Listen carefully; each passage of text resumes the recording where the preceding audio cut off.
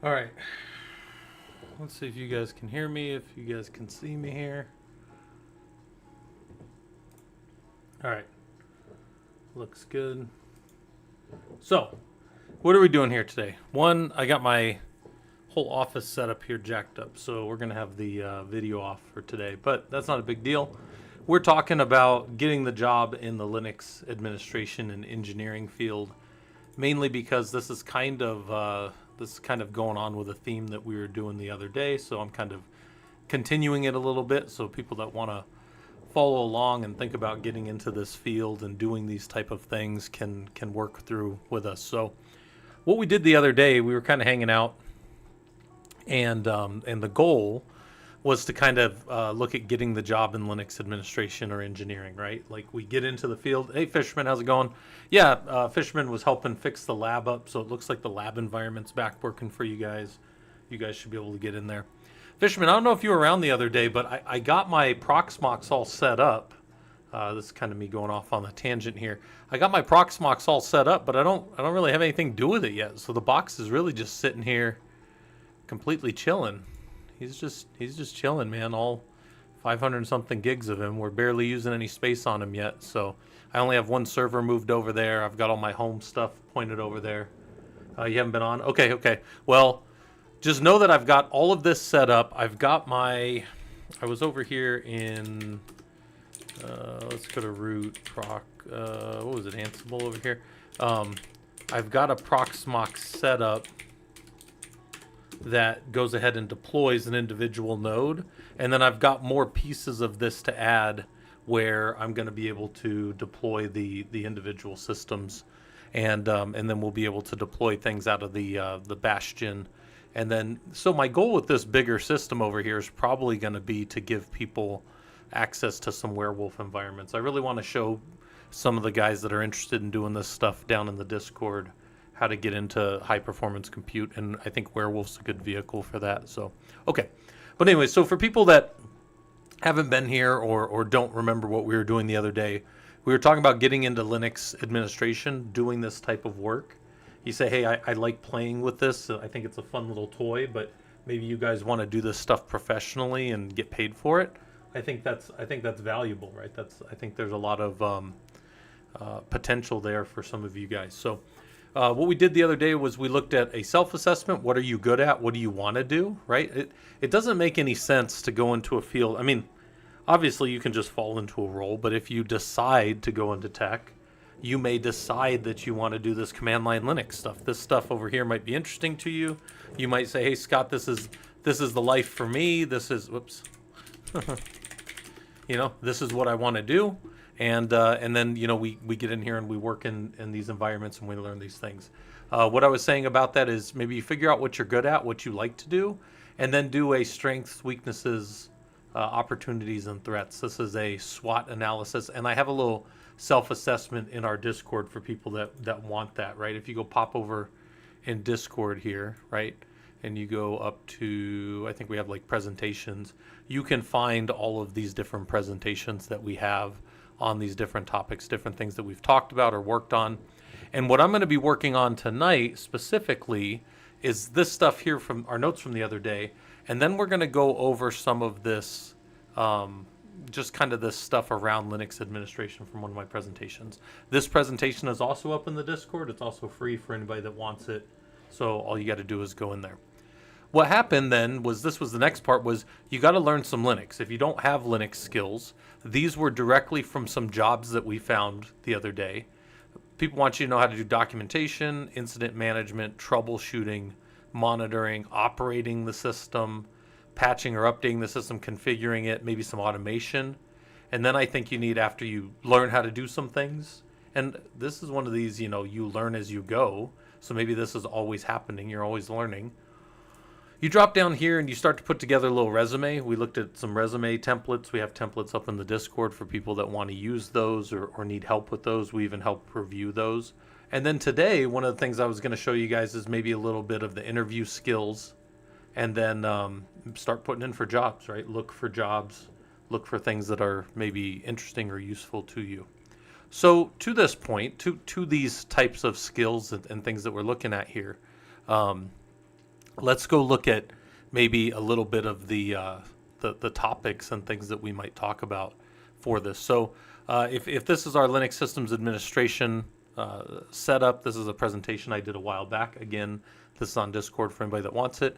You need to know basic administration tasks, right? You need to know how to turn on and off servers. Now, turning on and off servers can be something like this. I'm on a server here, and I can do a shutdown. And if I do the shutdown command by itself, it's not going to work, right? It'll schedule something, but I'm going to do a -C to cancel that. You can do typically a shutdown -halt if it was a piece of physical hardware, and we can halt the system to not come back up. And typically we'll use a keyword like right now. Go ahead and shut down right now, please. You can typically do like a reboot, and I do like an FR for a reboot, and that'll reboot the server right now. You can also do commands like reboot. Reboot will restart a server or power it off. But you need to understand the implications of the different ways that you shut a server off. If I reboot this server right now, right, he's going to turn off, and then he's going to go down all the way to whatever lower level that server is set at, and he's going to turn back on. A reboot turns the server back on. It sets the server to come back up after a reboot. So if I were to go watch that server right here, what does he use? Rocky 2. We could watch that server reboot right here, and he's going to go ahead and he's going to come back up, right? And the reason this is important is we need to understand like what's going on in our environment. If I am going to be doing work on a server and I am going to turn him off like this, I lose the ability to SSH into that server, right? I was SSH'd in. You guys saw me SSH right here. While this server is down, I can't control him anymore. I have to use what's commonly called an out-of-band or an out-of-channel management. So I'm using another way that I know to get to that server, which is through his hypervisor controls, right? So every server is going to have different ways you connect. In this case, I'm using a hypervisor, and I can go see that server. Some servers you're going to have IPMI, which is your I always thought it stood for Internet Protocol Management Interface, but I've heard it called other things and meaning other things. So there's different things that can happen. But the point is, I can control the server out of my normal channel management, because again, over here, I don't have any control of this server. And I always tell people when you're getting into administration, if you're going to be affecting a server's power and rebooting it or touching its network, you have to have another way back into that server. So again, I have this way over here where I can look at the server. This is analogous back in the day to us going and pushing a crash cart to the server. Back in the day, we would go and push a physical crash cart over to an actual system, and we would actually connect to it in the data center. If you say, hey, Scott, can you show me that? Yeah, it kind of looks a little like this. I'll show you guys an example of this from one of my other talks. Let me go to my Linux group. Presentations. Give me a second here. I think it's just Prolog presentations. And then let me see if I can find this. This particular talk is around. Yeah, so this is a kind of a corollary talk to this, but this is not directly the talk that we're in. But this idea comes from, this was me, remote access and AAA, and it was talking about moving further and further away from direct connection into the system. StevSecOps said, is this all in my book? No, this is different. The book that I have for LeanPub is more of like labs. It's more of teaching you guys the individual particulars of Linux for the day-to-day in like a job role, kind of like touching Linux. This stuff I'm talking more generally right now about getting the job. This is more of we are doing Linux right now, but I'm talking about like the other things around Linux that are part of being a Linux administrator. Particularly what I was saying here is this is what it used to look like. This was a console directly on a server, something like this. Or we used to have a crash cart, and the crash cart typically had an actual physical monitor. This is a guy on a laptop, but a crash cart kind of looked like this, and you would plug it into the actual devices in the server rack, right?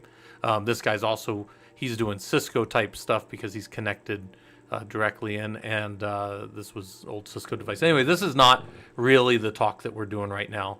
The talk we're doing right now is more specific to getting into systems. So we can go SSH back into that Rocky box, and we have been able to power him off and power him back on. We need to understand how inventories work, right? How do I update? How do I change or add or remove things? So in my home environment, most of my stuff comes from my Werewolf server. And I keep a list of my nodes here.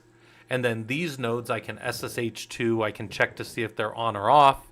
I can do a bunch of things. We're going to be expanding this environment into the new Proxmox environment and that kind of stuff. But I can see if these servers are on. I can configure them and control them. We need to know how to install and update software. We need to understand how to configure repositories and how to configure software to work within a cluster. So repositories is its own specific talk, right? But I do have over here, let me pull this up. I do have over here in our security stuff, in this, I'll give you guys a link to this for people that are like, oh, hey, I want to get better at repos and patching. Here's a lab that we did on repos and patching, right? And it shows you how to go and set up repos inside of an environment, and it gives you all this. This is part of our free lab book. That is a course that we're actually currently running right now on our Discord. Lazy Coder over on YouTube, how's it going? We are just talking about getting into the Linux world, getting into, doing this stuff professionally. And I'm kind of going through a talk that I have on administration. And we were in maintaining a system inventory, and then we got into installing and configuring repositories. Those books, by the way, which you guys can find, the root of this is all up here. I believe you can just go here and go back to the root of all this. Here's all the books: Linux Admin course, Linux Security course, and Linux Automation course, which we're going through the security course and the automation course right now in the Discord. Those courses are free. We have varying numbers of somewhere between 10 and maybe 40 people doing each of those. And then these are where we're at right now. We're in week 5, but I've been kind of a little slow on getting the guys' materials, so they're building these books out of GitHub with Markdown. And if you want to know that process, they have some cool events in our Discord. So if you join our Discord, go up to our events, here's all the events coming up. And the guys have their cool little writer's room where they go through and they put this stuff together, right? So, Morrison, you're back, finishing off last bits till grad school. Nice. Congratulations on the grad school. We got a few of our more regulars doing grad school right now as well, and I know some people have asked about it, so that's kind of good. But to the other question about the book, this book this book here that people can buy, this is the only one around. This is more about like Linux labs. And I always tell people, go do all the killer Coda labs before you go spend any money. I don't want anybody spending any money until they already know that they want to do Linux, right? If you want to do Linux, then that's fine. But Ken says, unfortunately, nobody does FTP with Cat5.6 across the server room anymore. Yeah, it's true. Actually, this talk right here, if we were doing this talk right now, which I'll kind of run through it quick if you guys want, this is a variation of one that I've kind of done for my students, which is about connecting from further and further away, right? We used to get console access, and then we give remote access. If we're going to give remote access to people and processes, then we have to have rules around that, right? We have to have policies and procedures around protecting that. And then we have terminal emulation with like remote desktop protocols and VNCs and SSH and all these different ways that we get into systems. I talked about out-of-band management a little while ago. I have to have another way into a server remotely. Because again, if I reboot a server and then the network doesn't come up, or if I'm mucking around with the network and I can't get in anymore, I need some other way to get to that server, right? To touch that piece of equipment. Then remote access policies, again, this is our ways of knowing how we're going to allow people to connect. And then there's the old AAA, which is authenticating. You are who you say you are. Authorizing, I give you permissions with that token or identity that you've assumed. And then accounting, I prove that you did certain things. Non-repudiation accounts here, and like nobody can say that it wasn't them talking to me, and I can't say that it wasn't me that they were talking to. Accounting and that kind of stuff. And then Kerberos is the kind of idea. Kerberos is where I learned like kind of the token method of what they call the Kerberos Carnival, which is an excellent way to learn Kerberos if you're trying to get into that. Yeah, Morrison said what I'm providing here is a grad school hands-on that is missing in higher ed. Yeah, I try to add value, Morrison. I often tell you guys, like, I do teach college, right? And I do show this stuff. But a lot of times the college rigor limits me on what I can even tell students. I have to go through the 8 weeks or whatever that we're doing, so we can only go through so much stuff, right? So administrative tasks have responding to incidents, system level failures, and security incidents, and where do those kind of fall. So I think administratively you need to know how to do these kind of things. And your ability to practice these are going to be largely related to your, the systems that you have and the labs that you build and that kind of stuff. So these are the things that I think that you should kind of learn. Hector, how's it going? I haven't seen you in a while. Hopefully everything's going well for you. But we were looking at inventories over here, and I use a tool called Werewolf, which I think is an excellent tool for kind of controlling your environment. Now, this is a very high-level look at these, but I can look at any one node. So let's say I'm in Rocky 2 right now. So I can list everything about Rocky 2 that my inventory knows. So here's all the kind of proclivities and little individual components of the system, how it's going to boot. If something was wrong, like let's say this Rocky Linux 9 image wasn't good, I could try to test on a different image. I can list, right? I can see my images that are in this environment. So I've got my automation, my Hammer, and my Rocky Linux environments. Target was a newer one. Target's actually a clone of Rocky that just added a username, right? I just added like a user of service_Ansible so that people could do some Ansible labs in there. All right, so anyways, let's get back to this administration stuff that I think you should know. Administration tasks are typically centered around this thing that I call the Big Four.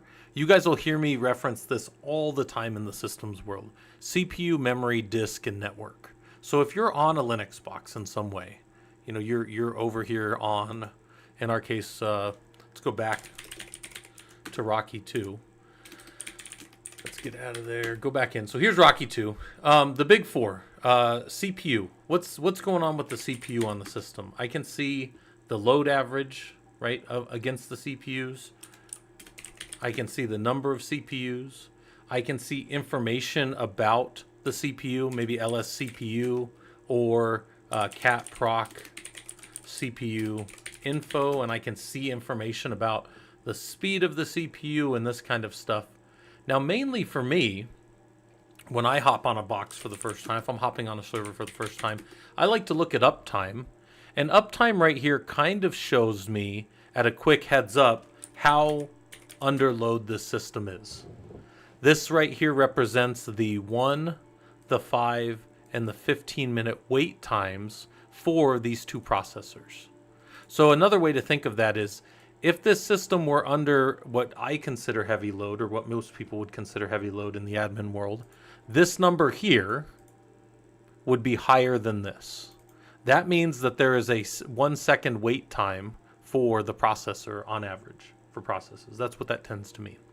Now, there's all kinds of other ways that we can see how much the system is under load and being used. One that's surprisingly useful is VMstat. You might say, VMstat, isn't that virtual memory? That's interesting. Why would virtual memory show us this? Well, because even though this is a memory tool and it's showing us the free and the cached memory and the swapped memory and all these other things, the other reason this is so interesting is because it gives us the runnable and the blocked processes. That can be super useful to know if your number of processors here are heavily if processors are waiting behind other things. If you've got a lot of blocked processes, or if you have more runnable processes than you have processors, this can be an issue. The load average there does not include disk I/O, no. Lithium, not right here, not this uptime. There are other ones that will show that for sure. There are different load average components that'll deal with disk I/O. Mainly for me, I'll use IOStat dash something like XZ, and then if I look at this, it'll show me all of the system. One of the reasons I like XZ so much is you guys might notice here that the first one is showed the CPU overall, and then it showed the devices, so it showed all the block devices that my system has. But then down here, it only showed the ones that were being used. And that's useful because if a system is sitting heavily idle, and if the disk I/O is not actually happening, there's no disk I/O on this box at all, then it would only show up at the first read, and then it wouldn't show up again. What this kind of shows is, let's say I have a DM0 and a DM1, which are two disk devices in our system. Let's say all the writes were going to DM0, but I thought that they were balanced between the two. Well, I would be able to prove that very quickly if I know how to use my tools, right? But again, we're kind of looking at the big four, which is CPU, memory, disk, and network of a system, right? We observe, we benchmark, and we tune the system. Observing is anything that we can do that's safe and just looks at the resources. Now, you got to remember, anytime you observe something, you do still technically change it. By me being on this server, even in a bash prompt, I am using some resources. It's not much. It's what most of us would argue is negligible. But I am still, by even virtue of looking at the server, I am changing the server. So my observing of the server generates logs, generates security incident, well, not security incident, but security events of me logging in, pluggable authentication modules validating that I am who I say I am. Maybe if I sudo up to root to do certain commands. My observing does change some things, but we consider that to be kind of negligible. But those are all activities that should be tracked. We can benchmark a system. We can run stress commands. We can spin up the individual nodes to see how they handle, a load test. We don't do that on production servers because that's going to cause problems. And we'll talk about benchmarking in its own section later. But there's kind of that. And then we can tune things. We can change things, right? You don't change things in prod typically nowadays. You change them down in lower environments, and then we push forward changes through proper change management or through redeployment of systems in like CI/CD pipelines and that kind of stuff. But tuning is always dangerous. And engineers, we do a lot of tuning before things get what we call like production ready or going live, or there's a common thing in the industry called going GA, general availability. So sometimes you're testing things and you're in like an alpha or a beta testing pool, and then when things go GA, that means they're generally acceptable and then generally available for support within an organization, right? So there's a lot of things that typically go before we do that, but from an admin task, these are the things we do to a system, right? When I go to observe a system, I'm always looking for the utilization, saturation, and errors of the system. So utilization, when we look at it like this, my little pen here. Let me change to a better color. I don't like that color. Utilization is always between 0 and 100%. This is your utilization of a system. You are using between 0 and 100%. That is your utilization right there.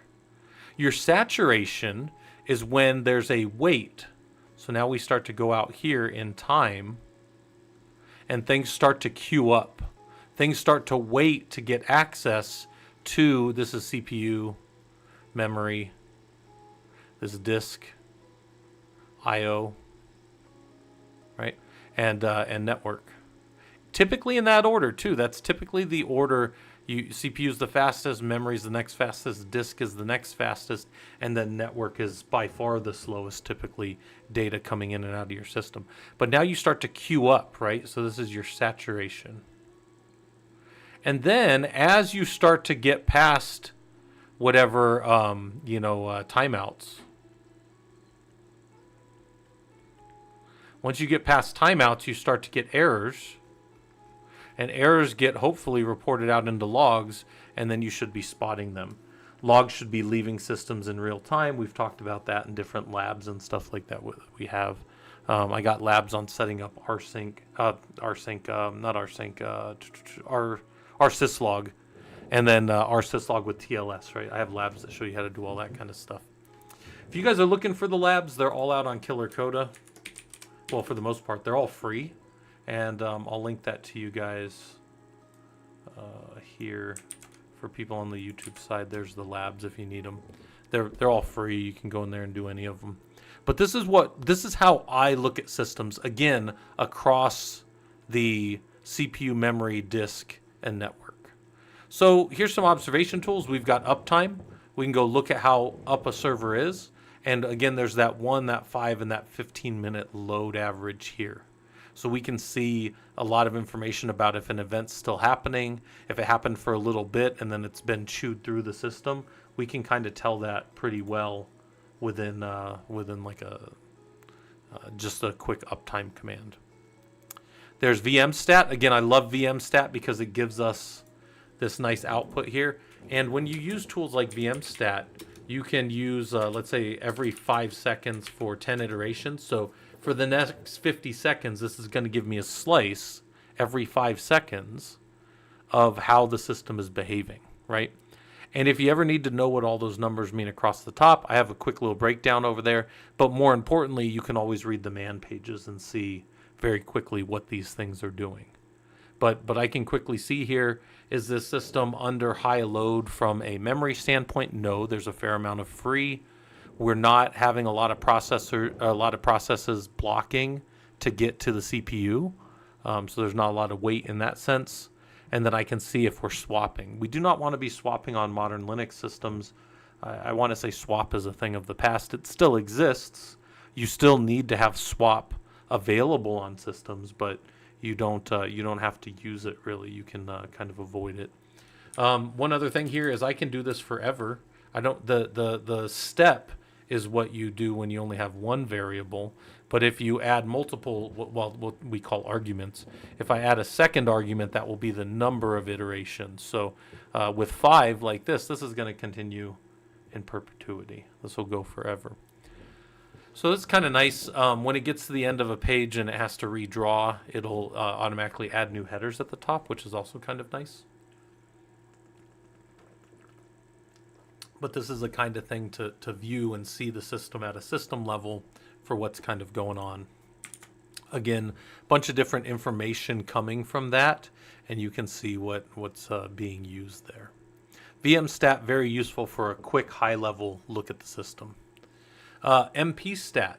MPstat is one that shows you very interesting information about individual process or individual CPUs. So let me show you guys why this one is important to me. And for some of you that want to get into the high performance compute space, let's say I do mpstat-p all, and then this is a 1, I believe, yeah. So let's say that I was just doing this. And I'm going to switch this here. And I'm going to say mpstat all 5, so every 5 seconds, right? And oh, and you got to use the right keyword or it's going to ignore it. That's my bad. The reason this is important, let's look at this real quick. So I often work on pretty large high performance compute stuff. This is one of the spaces that I try to get you guys into as well. But let's look at this real quick. I see all of my CPUs. I see CPU 0 and CPU 1. Now, on this system, it's not going to be very pronounced. But if you were looking at this just at a high level real quick, you might surmise very correctly that this system is not under heavy load. But what will happen sometimes is we will use a job scheduler and we'll add jobs into a cluster. And that job will run across, let's say, 1,000 nodes. This happens. And when it runs against those 1,000 nodes, maybe it's designed to fan out across all the CPUs. That's what the person who designed it and wrote it thought, and that's what their testing showed. But when I come in here and look, maybe I see all their processes just hitting CPU 0. All their processes are hitting CPU 0. I see CPU 0 against a huge load. It's at 0% idle. But all my other CPUs in that particular system are not, or they are idle. They're all at 99%. Well, when that person comes back to me and says, hey, your servers are not performing at the speed that I expect them to, well, I can go run this against all my servers and pull back and show them that the data are showing that you are only running against one CPU on each of those nodes. Yeah, you spread against 1,000 nodes, but you're only hitting one CPU against each. There's 256 CPU cores in each of those nodes, and you're not hitting all of them. And then they go, oh yeah, oh shoot, I forgot that flag. I had done it in my testing. I didn't move it over to prod. And then they run it and they get the speeds and the values that they expect, and everybody's happy, right? But these are the things that, like, you might say, Scott, isn't that like just some stupid little command that you did that just showed that, yeah, that's it. It's just knowing how to use your commands, knowing how to use something that, you know, your testers and your developers that are just, you know, hanging out in the Linux space aren't going to know how to do like you do, because you're the expert, you're the admin, you're the engineer, you're the you know, high performance compute person for them. This is what we do. Okay, so observation tools, MPStat is an excellent one for seeing that. And obviously this Hellcat server that I was running against had a lot more CPUs, but it would be even more pronounced if you were only hitting one of these cores and all the other ones were chilling. It would be very, very clear to see that that's the kind of system, the kind of thing that you need. What happened here? Yep, thinking about it, don't really miss the coldest part of the day. Startup seems like done wearing a jacket to work.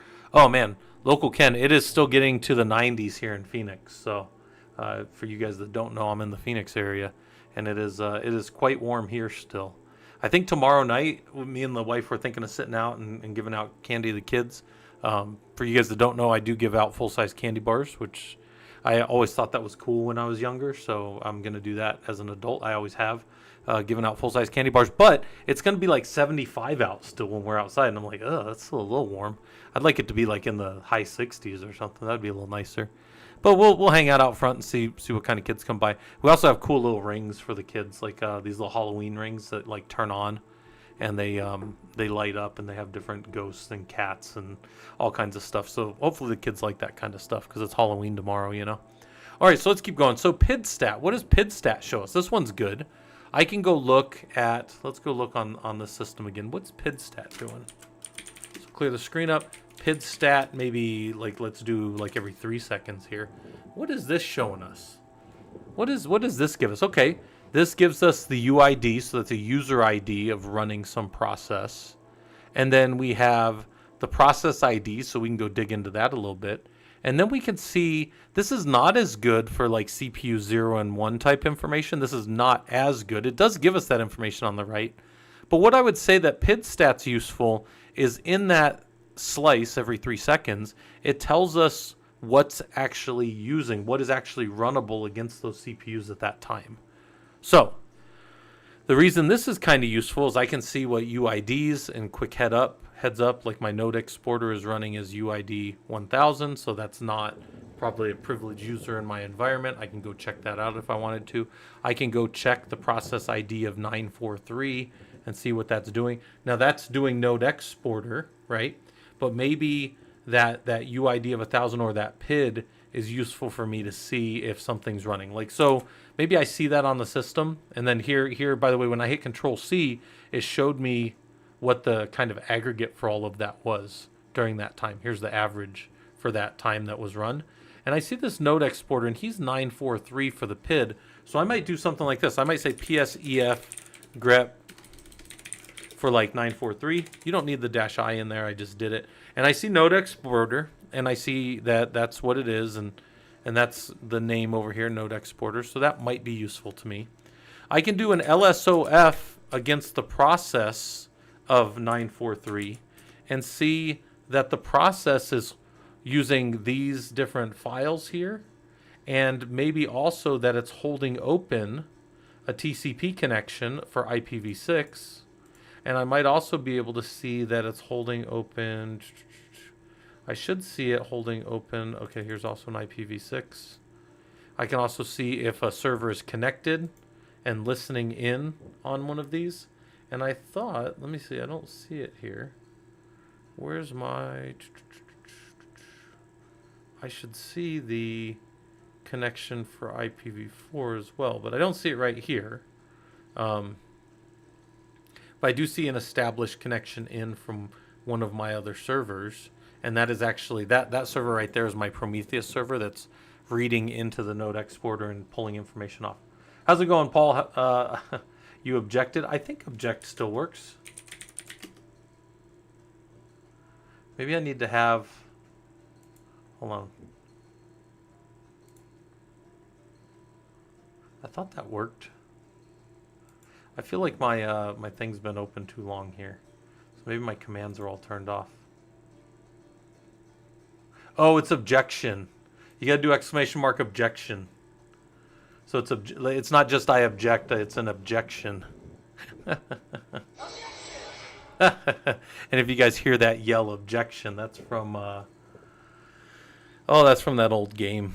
So let me show you guys. I expect that to listen. So if I do an SS right here, ss-ntulp grep for maybe node, I would see that node exporter is working on 9100. I can lsof-i for port 9100, and I could see information about it that way as well, which is one of the things that I like to kind of do to see what's listening and what's happening. And I can see that, yeah, this server has established a connection with a port going back. This is the source port, 56348, connecting back into my Prometheus server from this one when a established connection comes in for port 9100, right?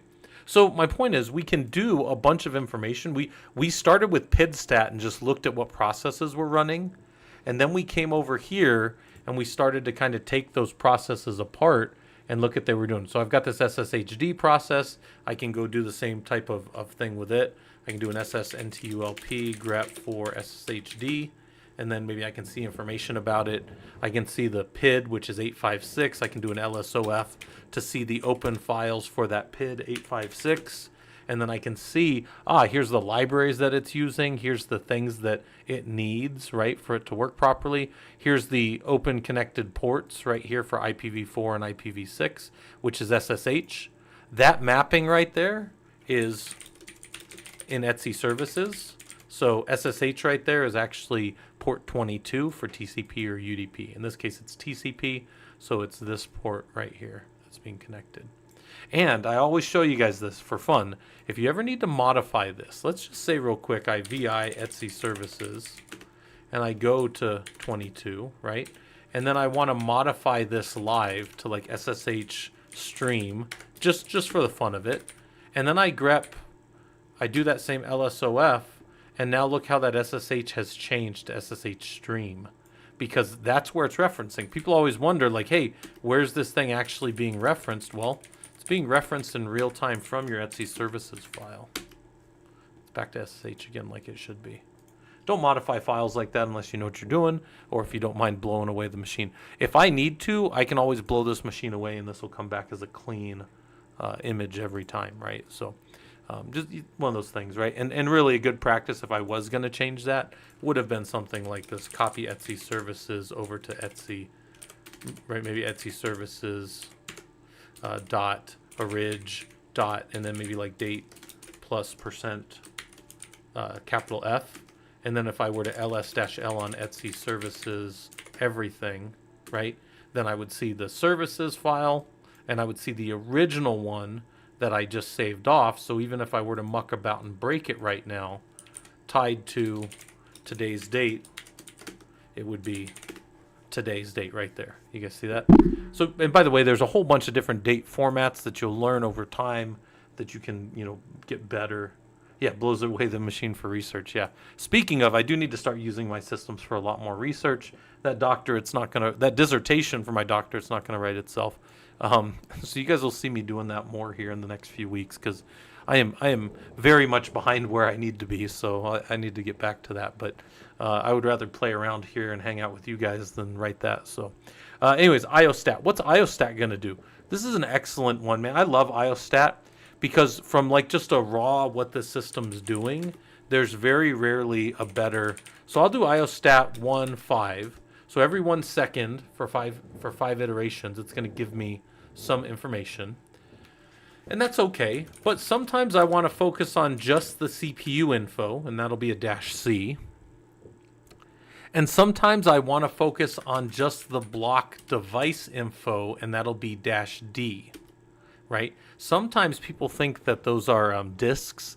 Those are not. That D is for devices, block devices. Generally speaking, Linux handles things in either block devices or as streams, as character streams. And block devices just mean that you go and you read things out of there in blocks, right? And those blocks are based on the file systems that are written and the size of the blocks that you configure or that are default in like an ext4 or XFS file system.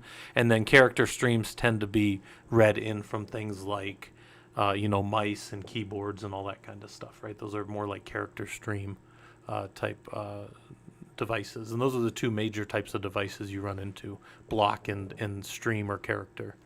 And that's generically speaking. I think there's a few other ones, but I don't think it matters that much to the average admin engineer, that kind of stuff, unless you're really, have a lot of users doing a lot of weird stuff in your systems. You can modify all kinds of things about this. One of the ones I really like, again, is that -XZ. XZ, yeah. And this will show, again, everything up front, but then for each second, it'll only show what's changed. So there's obviously a little bit of usage against the CPU, so that keeps showing up. But there was no I/O happening to the disk during this time, so there was nothing actually writing. Now, if you wanted to test this, right, we could do something like this. I could do an LSBLK and see the devices that are here. And I can go, okay, I have these different, disks that are here. And maybe I do an fdisk dash, maybe I just do an fdisk. And then I say, fdisk dev xvda. We're going to do what we want to this one. And we are going to hit M for help. And we are going to delete whatever partition is there. So there's nothing there. So let's just go ahead and it should be N for new, right? And we're going to say primary partition. We'll just do 1. We'll do the full size of this system. And we'll say yes. Do want to remove the signature. And then when we're ready, we're going to write this. And then we should be able to go look at our LSBLK. And XVDA should just be, I thought that was, should have been wiped. That's fine. It's not a big deal. We're going to go ahead and let's do that again.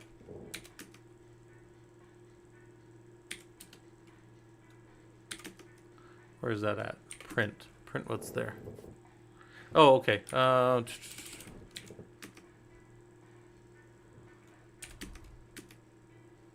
Yep. Let's just do this again. Type 1 Linux. Let's go look. XVDA. Good, good. And we should be able to then.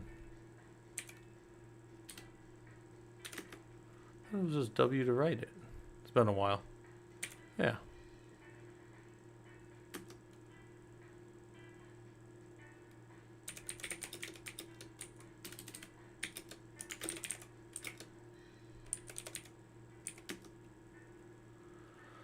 All right, fair enough. So anyways, what I want to do here is I'm going to take that, right? I'll just take that system. Yeah, we don't see anything in here. So I would just pv create dev xvda so it can use that disk. Yeah, fine, whatever. Huh. Let's just make a ext4 on there. I don't care.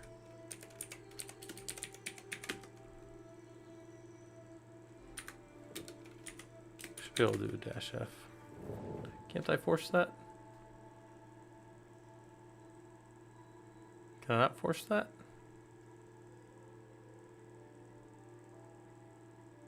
Huh. Maybe I can't do a force. That's fine. What I was going to do was just make a disk real quick and put it on there, and then we were going to test the I/O to it. It's not really that big of a deal. We can do it a different way, I guess. But I was just going to show real quick that we can generate this load, and then we can see it on the devices. It doesn't really matter. I'm surprised that that's still there, though. Especially since I just rebooted this. I do need to wipe those, but that's fine. All right. So anyways, observation tools, that's where we were actually at. And we can see what's kind of going on with the system. SAR will show you all kinds of useful things about what's going on in the system. Specifically, SAR will show you all kinds of stuff. SAR-N dev will show you what's going on with the devices. So I've got an ETH0 and a loopback.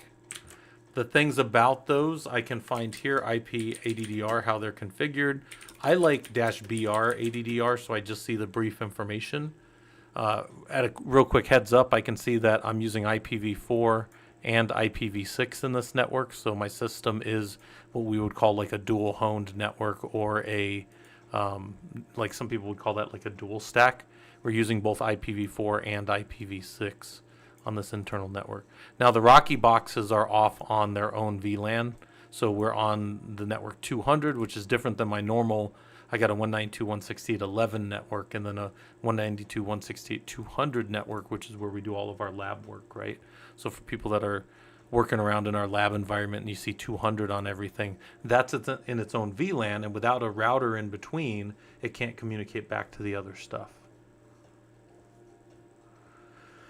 I do have a global IPv6 in my ISP.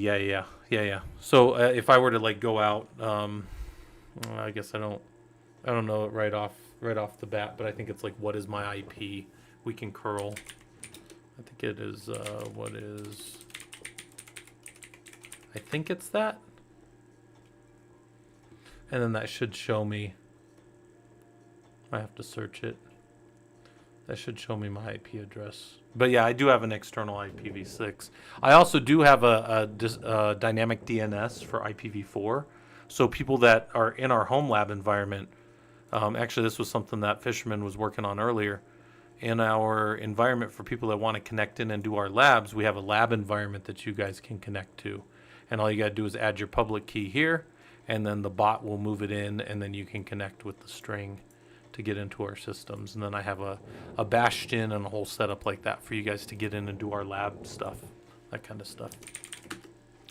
So other stuff that you can do with this is kind of nice with, if you're looking at the devices here, I can see RX. RX is always receive. In systems engineering, there's always a sender, a receiver, a message, a medium, and noise.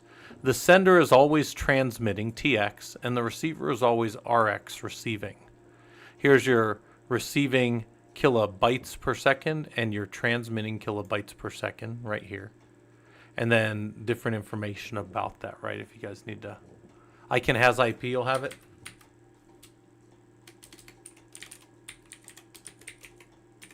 Is that .com? Oh, there you go. So that's my external IP address right there. But again, you can get that with DNS, so I'm not really super concerned with that being known. So over here, right, we can get our sar-n-dev1, but we can also do this. Watch, I can look at just TCP connections. So here's TCP connections. So if I have active, passive, if I'm getting segments, or I think O segments are part of segments, right? So what am I getting in right here on my system? And I can see errors in TCP. So I can see if I'm getting any TCP problems and reconnects and transmits and those kind of things that might be problematic, right? These are things that I might not want to see. And then I can see them together. So maybe if I want to compare, like this server was doing a lot of, maybe this was my load balancer. And this was functioning as a load balancer, as a reverse proxy to a bunch of servers behind. And I was terminating TLS connections. So TLS connections are coming in and finishing here. People have found my certificate out on the web. They've got my public version of my certificate, and they're communicating into this server. And I would be able to see if we were having a lot of transmit problems or communication problems on the system. So there's a lot of information maintained in SAR that can kind of show you what's going on in the system. And if every 1 second is too much, you could look every 5 seconds, right? But this data is collected and kept for you. By default, there's a cron job that runs on most systems, most RHEL systems. I think it's in cron.daily. Maybe it's in cron.d. Oh, maybe I got to turn that on. But typically with SAR, typically you got a process that runs every 10 minutes. I don't know why. Yeah, well, maybe it's because these are more lean down images. These are smaller images pulled down from Werewolf, and I never added that. I guess I could add that in, but typically we'll run SAR on a system to see kind of like every 10 minutes what's going on inside of the system. Notice that this is a slice at that exact amount of time, so it's not a great example of what's going on in like an aggregate. If something had spiked or something had dropped for a minute, that might not be a super useful way to see it if you were looking at it every 10 minutes or something from your system. So that's something to think about. Other ones, this was the TCP and eTCP errors. So you can see, if you actually have connections coming in, if they're erroring out, or if they're working, these kind of things. This is valuable stuff, I think, for like an administrator to know how to do. Again, these are observation things. Back in that concept of observation tune, or that. Yeah, Paul, catching spikes unless you're watching it can be a big problem in systems. That's why Node Exporter is a nice tool, because Prometheus is scraping it every 10 seconds or configurable, Here's kind of the big four. These are CPU, memory, disk, and network. And then we're looking at utilization, saturation, and errors. So these were the same things that we were talking about before. And then this could be compared, again, I'm going over here and I'm looking at this server. And I'm saying, if I wanted to know how utilized my CPU is, mpstat-p all 1 and every 1 second, what is happening against my CPUs. Looks like they're pretty idle. They're pretty much chilling. I can look for vmstat every 1 second, and if my runnable processes are smaller than my number of CPUs, which is 2, then my system is not heavily waiting for CPUs right here. Yep, SAR is super useful. In fact, yeah, SAR a lot of times configurable is typically SAR can be 30 days or 60 days, typically just right out of the box in Red Hat world. And then look, errors, check logs for CPU related errors. A big CPU one that I like to show you guys is when you first boot up a box, and we've rebooted this box recently, dmessage grep for error, right? So I have no straight up errors, but maybe I demessage and look for kernel, and I just see what kernel information happened. Do I see anything that looks weird here? Maybe I compare this to a known good system. If Rocky 2 wasn't good, but Rocky 3 or Rocky 1 were, maybe I go make a quick comparison when there's something like this. Do I have the right size things? This is a big one for me, am I calling the right kernel command line? That's huge. Is everything up? Hey, Linux developer, how's it going? Hopefully this stuff's useful to you. Yeah, we're just looking at, administration type stuff. Then we got memory, right? We can use SAR-R. I didn't even show you guys SAR-R will look at memory, and SAR by default will look at CPU, so you can use SAR in different ways that way. You can use that same vmstat command to look for if the system is swapping, that means memory is too high. And you can look for out-of-memory killer messages in the log. That's a very notorious thing that gets people called out late at night, is you run out of memory on Linux boxes and the out-of-memory message or the out-of-memory killer just starts killing stuff. Some of you guys that played video games know means I'm out of mana, right? Never want to hear that when you're still at 20% on a boss and they're about to enrage. All your healers are out of mana because they don't know how to cycle their potions, right? And then check dmessage for physical failures. Again, dmessage is such a great tool. It's the ring buffer for the kernel. It does populate a lot when the kernel first comes up, but then it's constantly running with what we call the kernel buffer messages, right? So kernel ring 0 disk. You look at iostat-xz. So this is an aggregate of all the different things that I just showed you guys, right? What's going on inside of the system. Network ifconfig. We don't really use ifconfig too often anymore, but you still have IP space adder as a little bit more common thing. And then I know it kind of runs along the bottom of the screen there, but we are, the goal of me going live, the goal of me popping up here in general is to get you guys down, hanging out with us in Discord, learning about these different system things that are available, right? Okay, so that's observability and stuff. And then this is kind of just another thing that I think is useful. You go to a system, you get called out in the middle of the night and you have no idea what's going on, right? I often use that as an example for you guys because you will get called out, especially early on as an admin, or maybe you're late at night working on something and you've got to go check things. These are some of my favorite commands to just figure out what's going on in the system. Is dbus? I don't really use dbus. I don't know what I would get out of there, but I can imagine there's useful things in there. I look at journal CTL a lot for system stuff, and I look at PS a lot for system stuff. But just for monitoring the big four, I mostly use these type of commands here. And then obviously we spend a lot of time down in logs if we're looking at errors, right? But let's look at some of these real quick. So I'll just pop this up here, clear the screen up. You get, you want to call out or you have something, you've never been on a server before. I always check uptime to see how long the box has been up. That tells me a lot about what I'm going to be checking. If a service is not up and the server has recently rebooted, maybe there's something going on there. uname-r tells me kernel information, and I can compare that to different servers. Maybe this is on a different version of the kernel than other nodes in the same cluster. Cat etc release is one of my favorite ones because it shows us that we're on a RoCE 9.6, and this is the information about it, right? How much memory is on the box? Free-M will show me that this is about an 8 gig of memory machine, but maybe all the other machines that are in the cluster with it are operating at 16, and maybe this one started incorrectly, or somebody misconfigured it, or it's hot swappable and it's more when typically it'd be a problem. But let's say that it's just incorrectly configured in some way. We can see that. What are my physical devices? LSBLK and BLK ID. Super useful to see what disk devices are there. And then I need to go wipe these off of this one because somebody configured it. But this is, we can modify these and change them.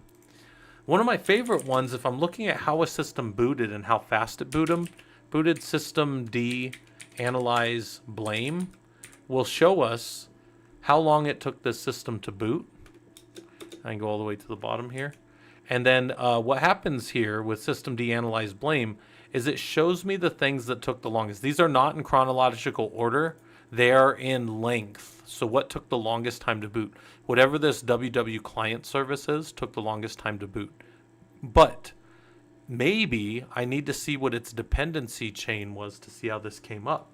So I might use something like this, systemctl, and then I'll use something like, this one is systemd analyze critical chain for that process right there. And you do need to give the full name here.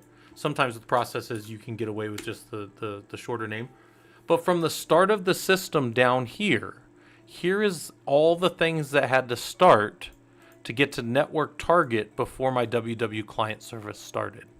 Now, you can contrast this with something like systemctl cat ww client.service, and I can look in this file, and in the file I see that it has to come up after the network.target. So he needed network.target to be up before he came up. He also checked to make sure local-fs target was up before he came up. However, that's not in his critical chain. You guys see that?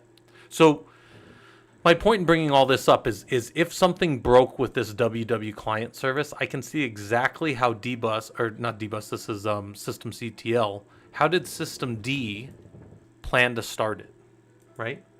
I can see, of course, how it's running, so systemctl status WW client service, and then I have the process right here, the main PID 857, so I can start to dig in LSOF-P on 857, and I can see all the things that it's holding open. I can see that it's using IPv4 and it's been connected to from 9873. So I'm actually connecting out to Werewolf on 9873 with this device, with this Werewolf client.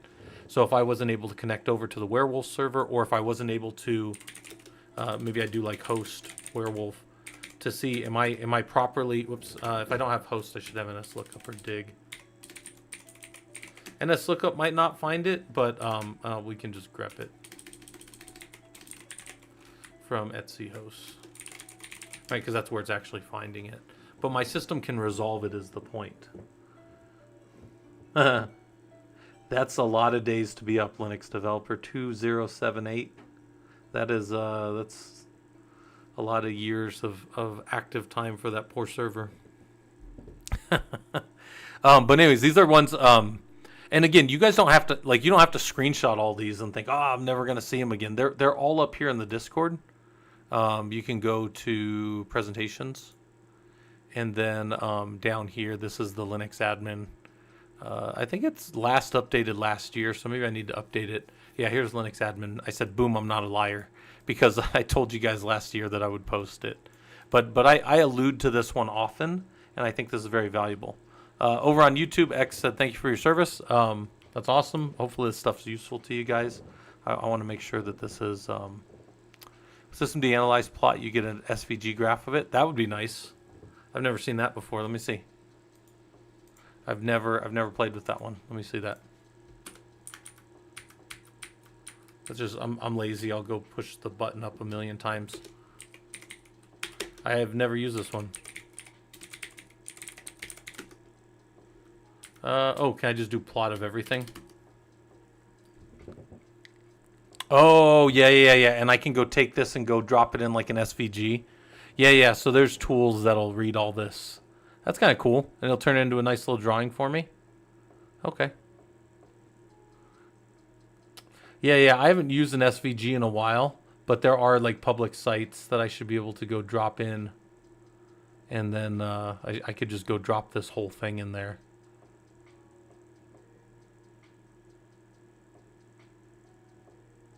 Is this one that'll let me make it? Let's go look. Where's our? This is our. Let's messing around in our Proxmox. I need to build that environment out. I've been super lazy, guys.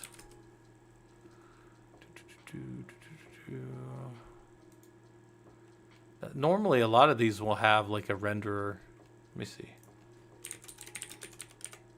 See if somebody's got a render, like a viewer, that I can just go dump. Yeah, sometimes they'll just have one, and I can just go grab the whole thing and dump it in there and see the drawing. I haven't done this in a long time, but typically, just go grab the whole thing. And I don't have anything in here that I care. Like, you know, there's nothing in here that's secure. This is our lab environment. Don't do this with work stuff, guys. Like, generally speaking, you don't want to just dump work shit into a web page. But come on, server. There you go. Bam. Paste it. Boom.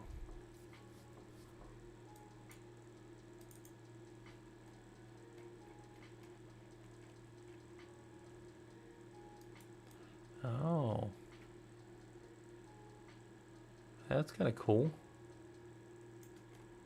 There's all our information. There's our system coming up right there. That's kind of fun. Yeah, I've never played with that before. That's a good one, Lithium. That's a nice yeah, and you can watch your system boot, right? Isn't that kind of cool? So here's system D, and then here's the components of it starting. And I probably have to scroll it over, and it's probably limited in what it can show. But yeah, here's all the components starting with their times as they came up. It's pretty cool. I like that. I hadn't used that before. Here's the different mounts happening. Right, each of the 4 mount points that we expect, and there's the time that they took until they completed. And then if anything was dependent on them, which actually there's at least one service that's dependent on them, it's the node exporter service, which can't start until opt is mounted, because opt is found inside of, so watch here. So our system CTL cat node exporter,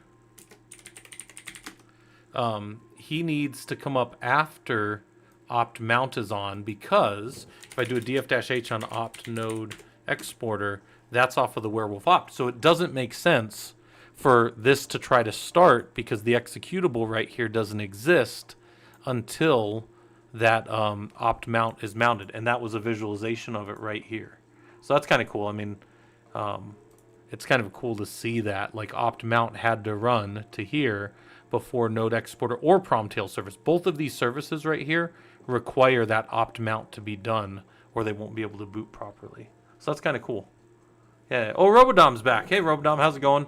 If you guys don't know, Robodom's one of my mods. He mods for me both on Twitch and YouTube side of things. So yeah, observability of a system, guys. Being able to touch things, see things as they are, test. I mean, all these base things I'm showing you are things that you'll then go spin off and learn more and more about in your career. But as far as this original talk we started out with, which was like learning some Linux, incident management, troubleshooting, monitoring, operating the system, these are all things that this observability stuff will help you with, because you're over here doing stuff. Yeah, Rogue Dom, it's good to see you. But we were over here. I was going to talk a little bit about practicing your interview skills tonight, but mainly I've just been going over stuff you do as an admin. If you guys want to get into the admin field and then over into the engineering field, this is the place you start, right?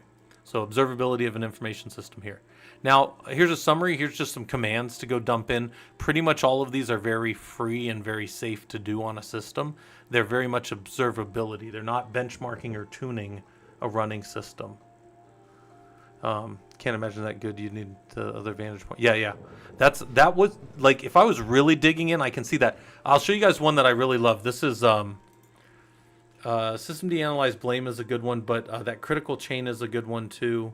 No, those are really my main ones. Is the system deanalyze blame and that one. But then that's super useful if you really had to like dig in to see where something was breaking or not starting in the right spot. That could be a good little visual cue. So I like that. Observability of a system, guys. The better you are with your observability tools, the better you're going to be. Now, do we give these tools? This is the thing that I often tell you guys. These tools are for us quick and dirty in the middle of the incident, in the middle of like the call out. These are the things that we're doing. When we go to show it to other people, though, like management wants to see it, I can't give management a PID stat command. They simply wouldn't know what to do with it. I can't give the average user these commands.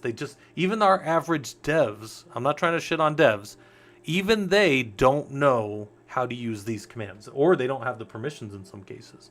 So what we give them a lot of times, and this is a slightly different concept, but we will give them, this is like log monitoring, we might give them the ability to see, this is in the home lab here, like the uptime of systems, the number of users, the CPU usage. You see that my systems spike when they run their every day. They spike at around 4 in the morning because they're running some processes. Here's their memory spiking when they're doing their scanning and that kind of stuff.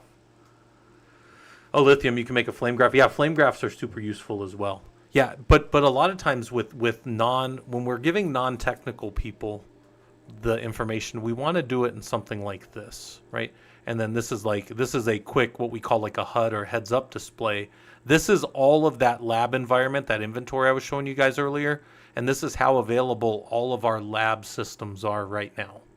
If anything's missing, we would know. And then we can come down here and dig in on any individual piece of it if we need to. But this is kind of the more valuable thing. And maybe I switch this to be like the last maybe 30 days. And then I give, more information about the usage of the systems over time or something, right? There's a bunch of different ways that we look at stuff. Heads up displays tend to be like in the last 30 minutes, how healthy is the system, right? This is the kind of view that I would give to my like network operations center. And this is the type of view that I would give to management that just wants a quick display or a quick visual that they can show that like all the systems are green. Often you'll hear me say stuff like green to green. Again, that's an old military term, like everything's good, everything's accounted for. Green to green, we do those every time we do a movement of any type. We touch all of our equipment, make sure nothing's fallen off us. Old infantry stuff. All right, so let's talk about testing methodologies. This is more on the engineering side of things, but admins should still understand testing. And I say that because you will still do things, improve things, so you want to start building your testing skills early, especially if you consider yourself, if you say, hey, I want to be, not just an admin, but an engineer, and I want to consider myself like science driven and question and inquisitive type driven, I would say testing methodology is very important. So let's look at this real quick. This is how I do all my tests. If you guys ever see a test from me, and by the way, we will also have, I'm going to be building some labs soon on acceptance testing because I've been doing a lot of that at work.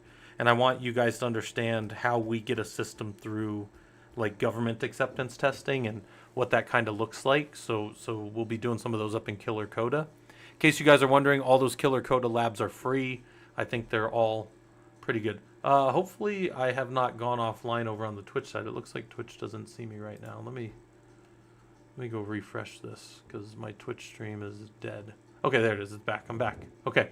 At least for me to see myself, I'm back. I'm not actually on because my camera's all jacked up right now. Well, it's not that necessarily that my camera's jacked up. It's that my background's all jacked up. So I had to move my green screen earlier for a VA type appointment that I was doing. So anyway, so I always look for what's the purpose of the test. What are we trying to do? Are we trying to prove some functionality? Are we checking a box? Are we curling a server on port 80 to make sure that the server is running a web server? Are we SSHing to a server and making sure that Apache is running and we see LSOF-I port 80? Like, those can be things that are part of an acceptance test, right? Do the things pass and check all the boxes. The scope is how are we conducting the test? What is captured? And then when we talk about things in scope, we always talk about things out of scope. What is not captured? Maybe we acknowledge something that's not going to be recorded. And we know maybe that there's anomalies that might occur in system, but maybe we want to not consider certain things. Like if there's a spike of traffic from a particular set of websites, maybe we're gonna skip that, or we're not really worried about that. Our methodology is how are we going to work to objectively determine the quality of outcomes, meaning how are we going to use either qualitative or quantitative results. Qualitative are always low, medium, high, some kind of value based on experience, and quantitative are always numbers-based results, 10, 20, 30%, lower quartile, top decile, right? These are things that people will say as far as trying to sound smart, but they're really just using percentages for quantitative results, but numerical based results, right? And then what normalization points are we using? Percentages. If we're talking, lower quartiles and upper deciles, we're talking about percentages, but maybe we're talking about outliers, so we're talking about standard deviations from a mean. There's all kinds of things that we could be talking about here, but the methodology is how am I going to do that? So I'll always write these up. And then our control is what are we going to put in place to ensure that the collection's the same time? Are we going to do similar environments, similar times, similar sized servers, that kind of stuff? Now, if you guys wanted to see this, right, if you were like, hey, Scott, can you show us an example of that? I'll show you guys when I used to do different projects I've been on over the years. This is one of my, this was for a senior technical role. And it was a senior site reliability engineer for a project that I was on a while back. And I was tasked with writing up. Let me move this up. I was tasked with writing up the methodology for how we were going to do the interviews, and I was specifically there for the technical part. They don't need me, guys. They don't need me to be friendly or to determine if somebody's a good team fit. They need me to make sure that somebody's technical. That's not me being cocky. That's just what my career is. My career is checking how technical people are, right? That's college professor, that's engineer, that's everything. But this is what I did. So this was the purpose. Select the next senior SRE for a team. The scope was technical questions to determine capability to execute on the job duties. The out of scope, the things I wasn't doing, were personality fit or non-technical. If this person picked their nose on camera in front of me, I did not care. I wouldn't care anyways. It's none of my business. But that wasn't the personality. Were they going to get along with other people? That wasn't the point. My methodology was objectively determining the best candidate. We were going to answer all of them and set them to a quantitative set of answers based on excellent, adequate, or poor to quantitatively, again, show which candidate was best technical fit for the team. Control, same questions, same reasonable time frame, adequate to answer, right? So come down here. Here were responsibilities. These came to me. I didn't write these.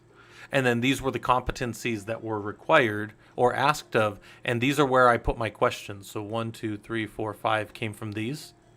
Now, when we asked questions, me and another guy, Mac, were asking these questions. These questions tied directly back to those job roles.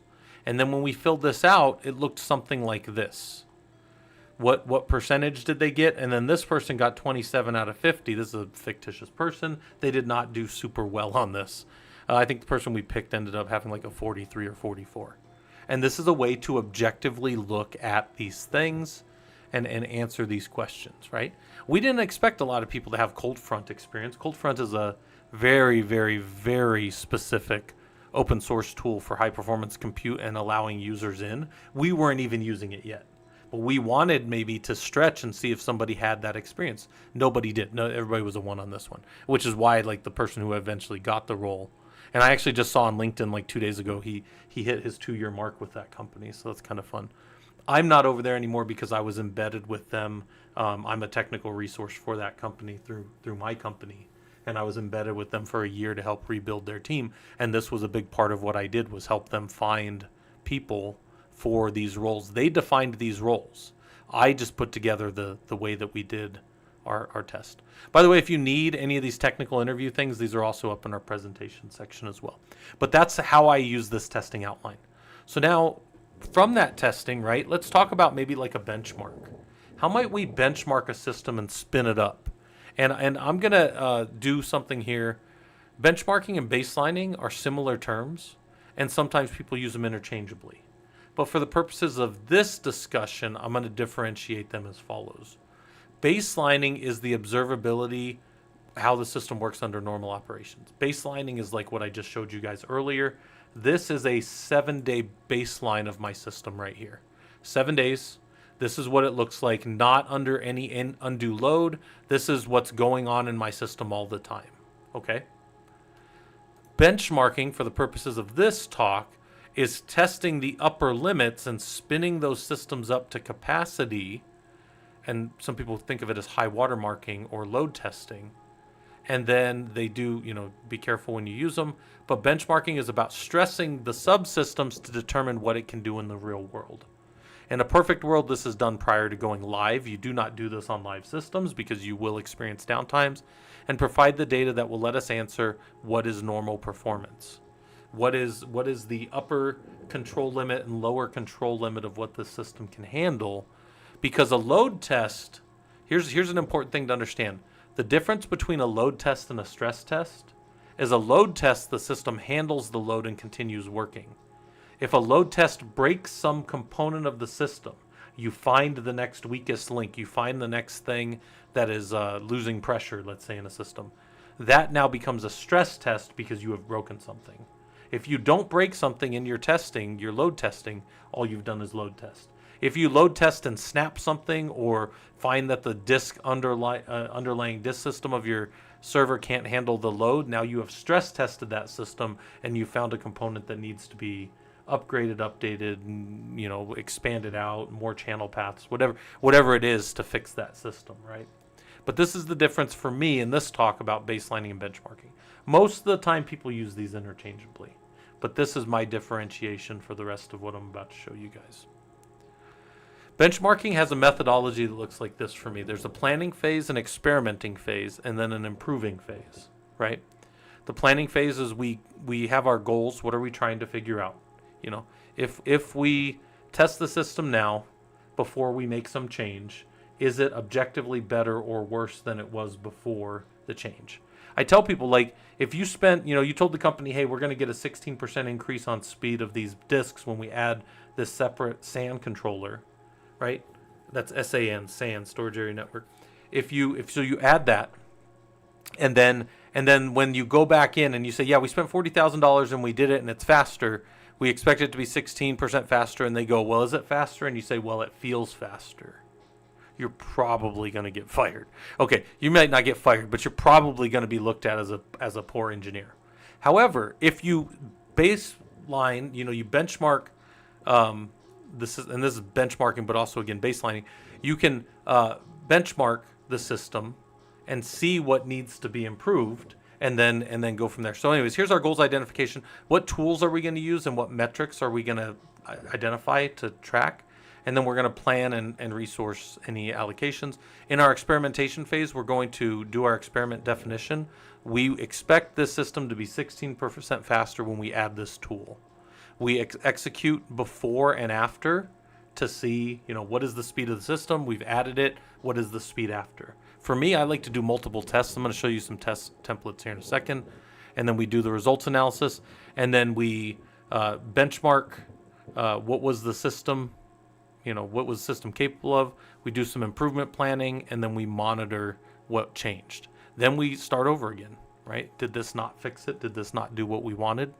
So this may be very abstract and high level, but let's look at what this might look like. Let's say that I benchmark between two systems and I see the speed that I'm actually getting, right? Yeah, redlining has multiple meanings. My company's name is Redline, by the way.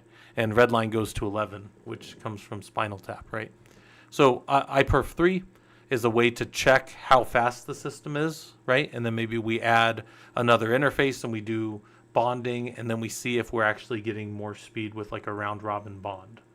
If we're not getting more speed, maybe we don't understand all the connections. Maybe we don't understand where the actual bottleneck is. But the thing is, it's one of these things where we can benchmark, make a change, check again, right? Very quickly.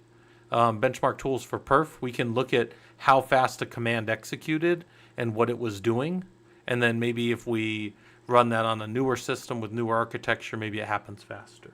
This is just the, print working directory. So this is like a very, very quick command in general, but this is what it's doing in the back end. And then maybe stress, maybe we spin up the system and we see how it operates under high speed for CPU, and this is disks and then time. And then down here, maybe you just spin up your IO to a specific block device. In this case, we're grabbing random. So this is actually a CPU test because we're grabbing from random zeros and ones off the processor, and then we're just zipping it up and throwing it away. So we're just doing CPU load here. And this one took this amount of time to do it right here. 5 minutes and 9 seconds to run, all of these blocks that it grabbed off of the urandom. That's just right off the CPU. You can do DD for write speeds into a device and check its IO, right? And then what I really want you guys to see as you look at these is this right here. Here's your read speed out of a system. So you have a storage area network and you're reading or writing to it to see that you're actually getting to the file system the speeds that you expected, right?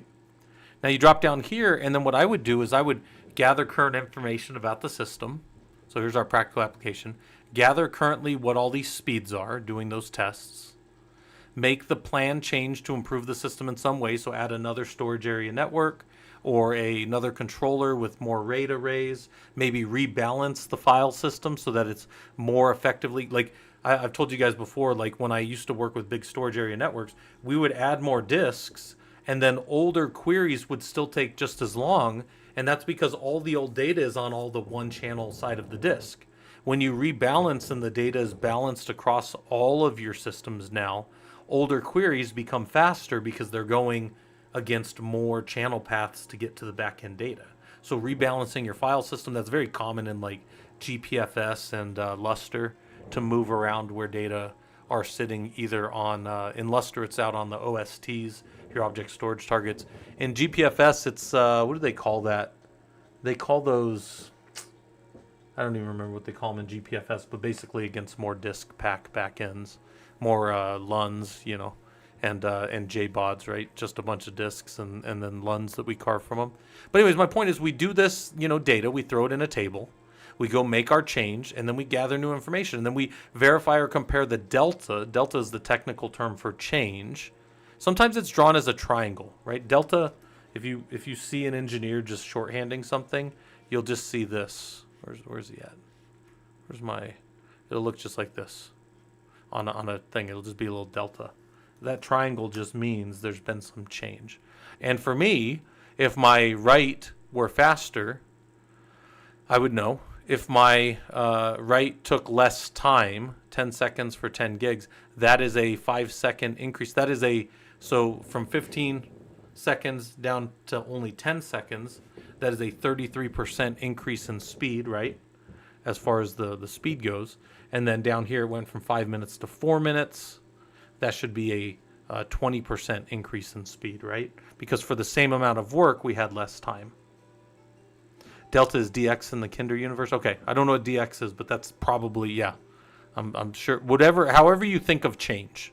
And a lot of guys, you'll go work with people that do a lot of math, and they'll write out math shorthand and stuff, and you just have to figure out what the common terms are. Engineers use delta often, so you'll see that, what's the delta, and that's typically a change for better or worse that was made. And I tell people, like, as engineers, if we do something and it's wrong, at least we've quantified it and we can go back to the old system, or we can figure out why it's wrong, or why, maybe we didn't update those things. We can check all kinds of things, but until we have this data, we're just dealing with, it's a gut feeling. Well, gut feelings are terrible engineering. They're absolutely terrible. and you'll find that they're terrible administration too, because they won't get you anywhere. All right, troubleshooting.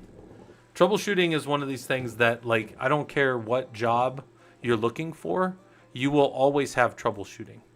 There will always be a, how are you...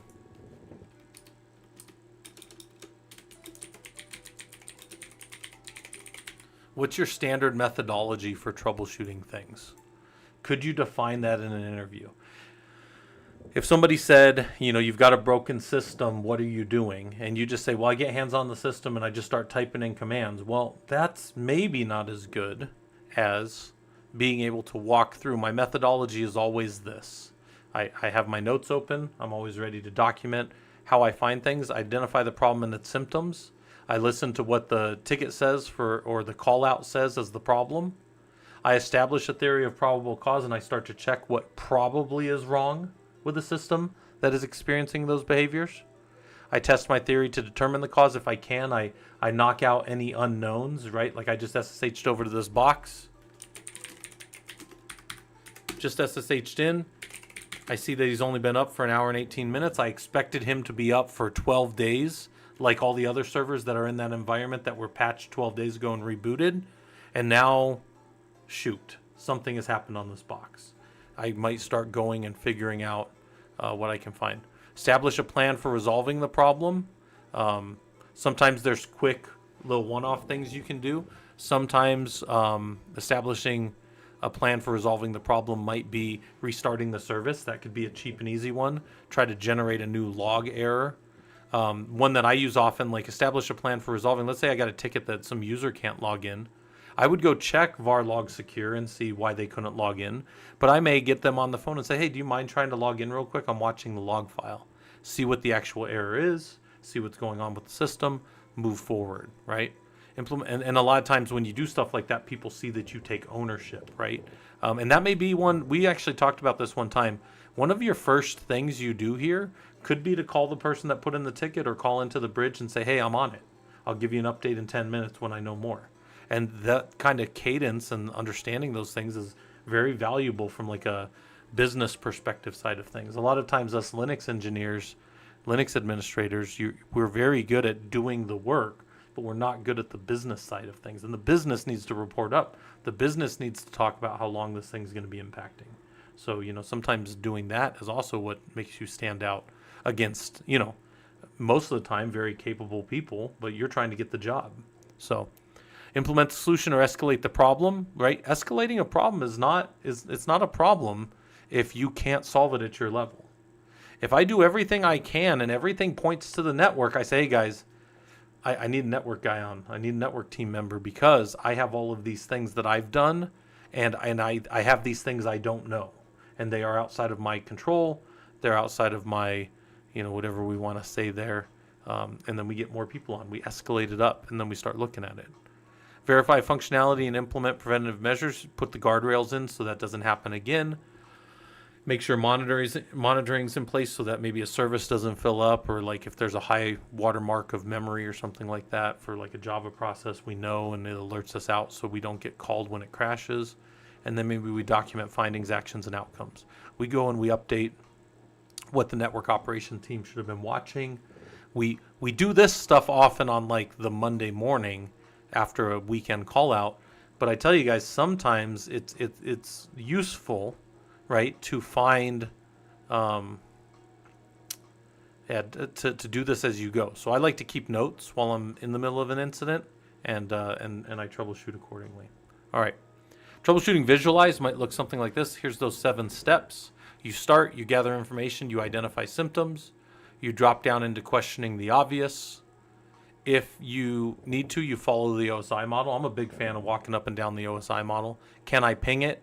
If I can't ping it, can I get to it from a different method? Check to make sure that its network's still up.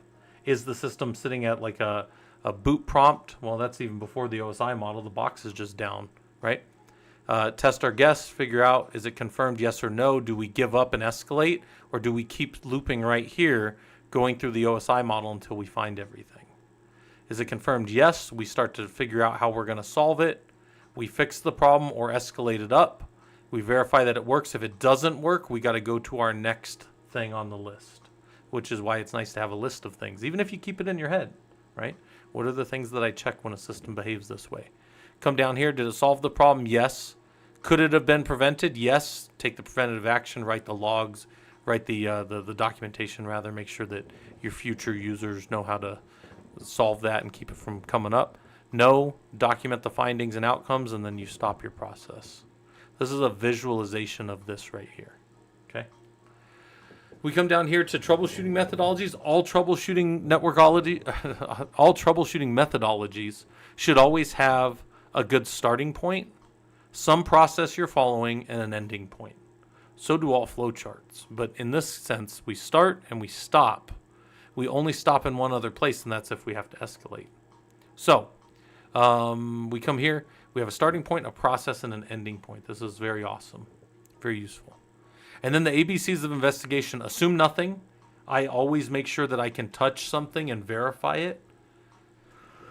Believe no one. So people will tell you stuff. Hey, the server is down. You go ping the server, it's up. You SSH in, it's up. And then you tell them, hey, I can get to that server, Rocky 2. And they go, oh, sorry, the service is down on that server. And you go, oh, well, that's a different thing.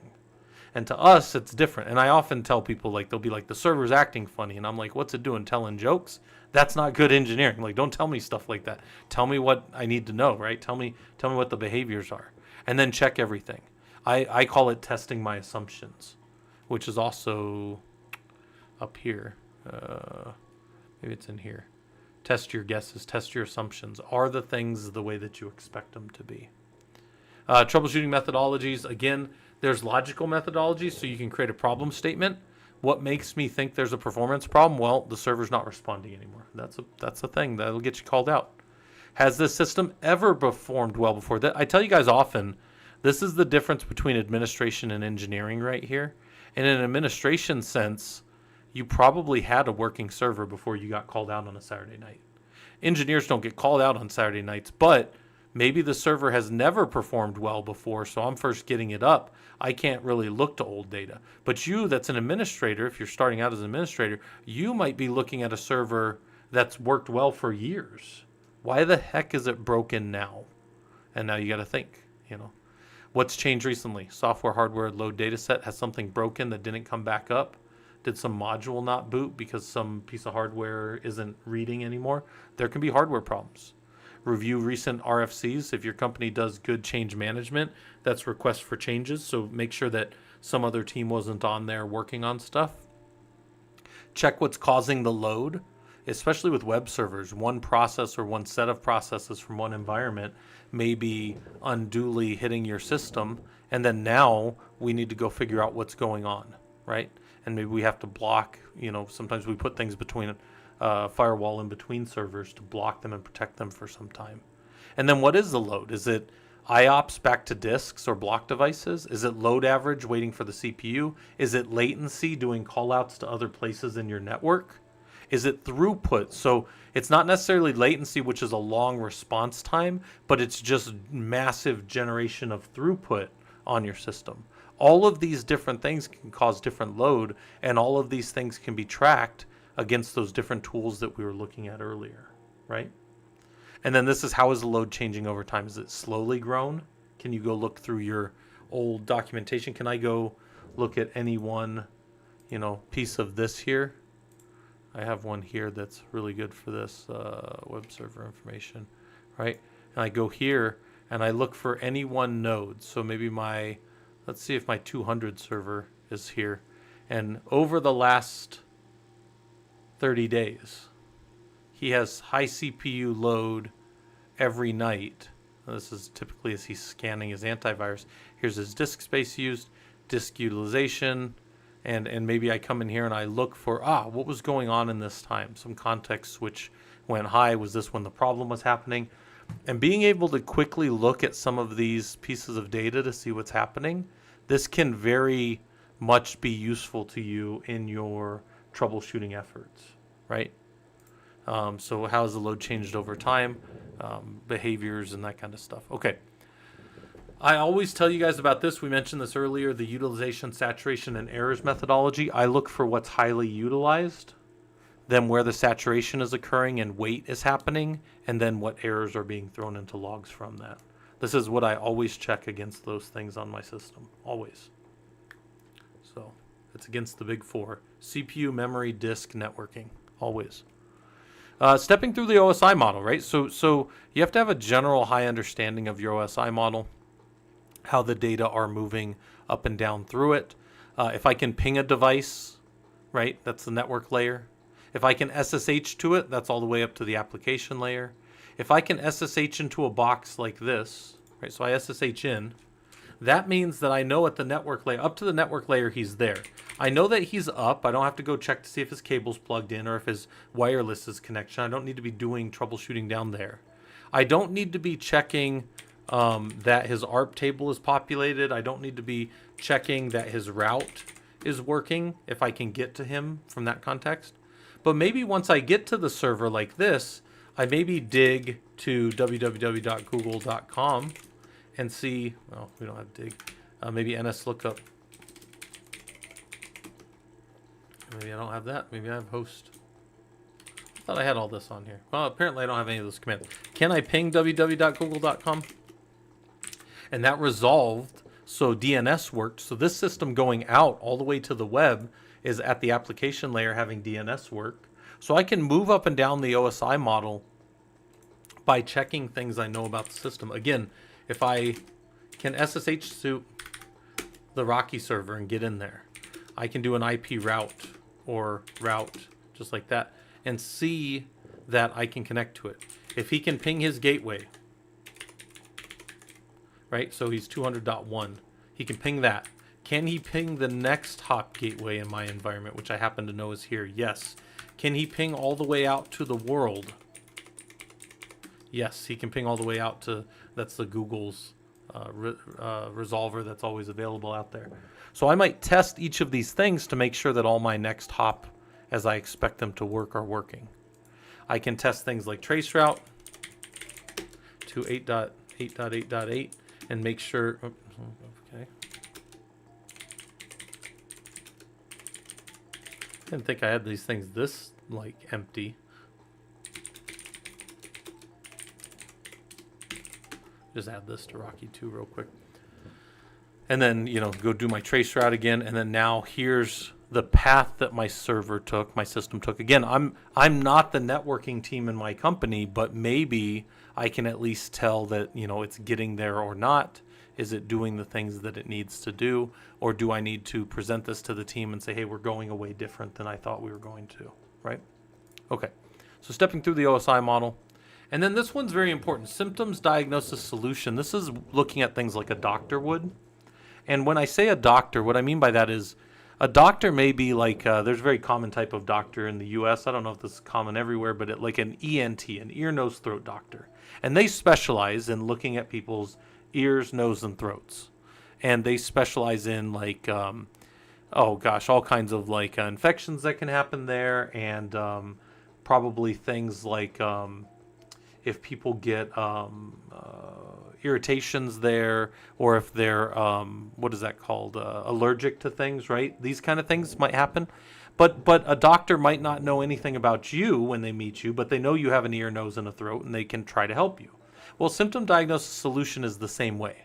I do not need to be an expert in this system to understand that if it's not pinging, I might go look through what could cause something not to ping and then treat it in a generalized Rocky 9.6 way, right? Pull up the deployer for Rocky 9.6 or the configuration guide and say, well, your system doesn't have this, this, and this. Let me try that.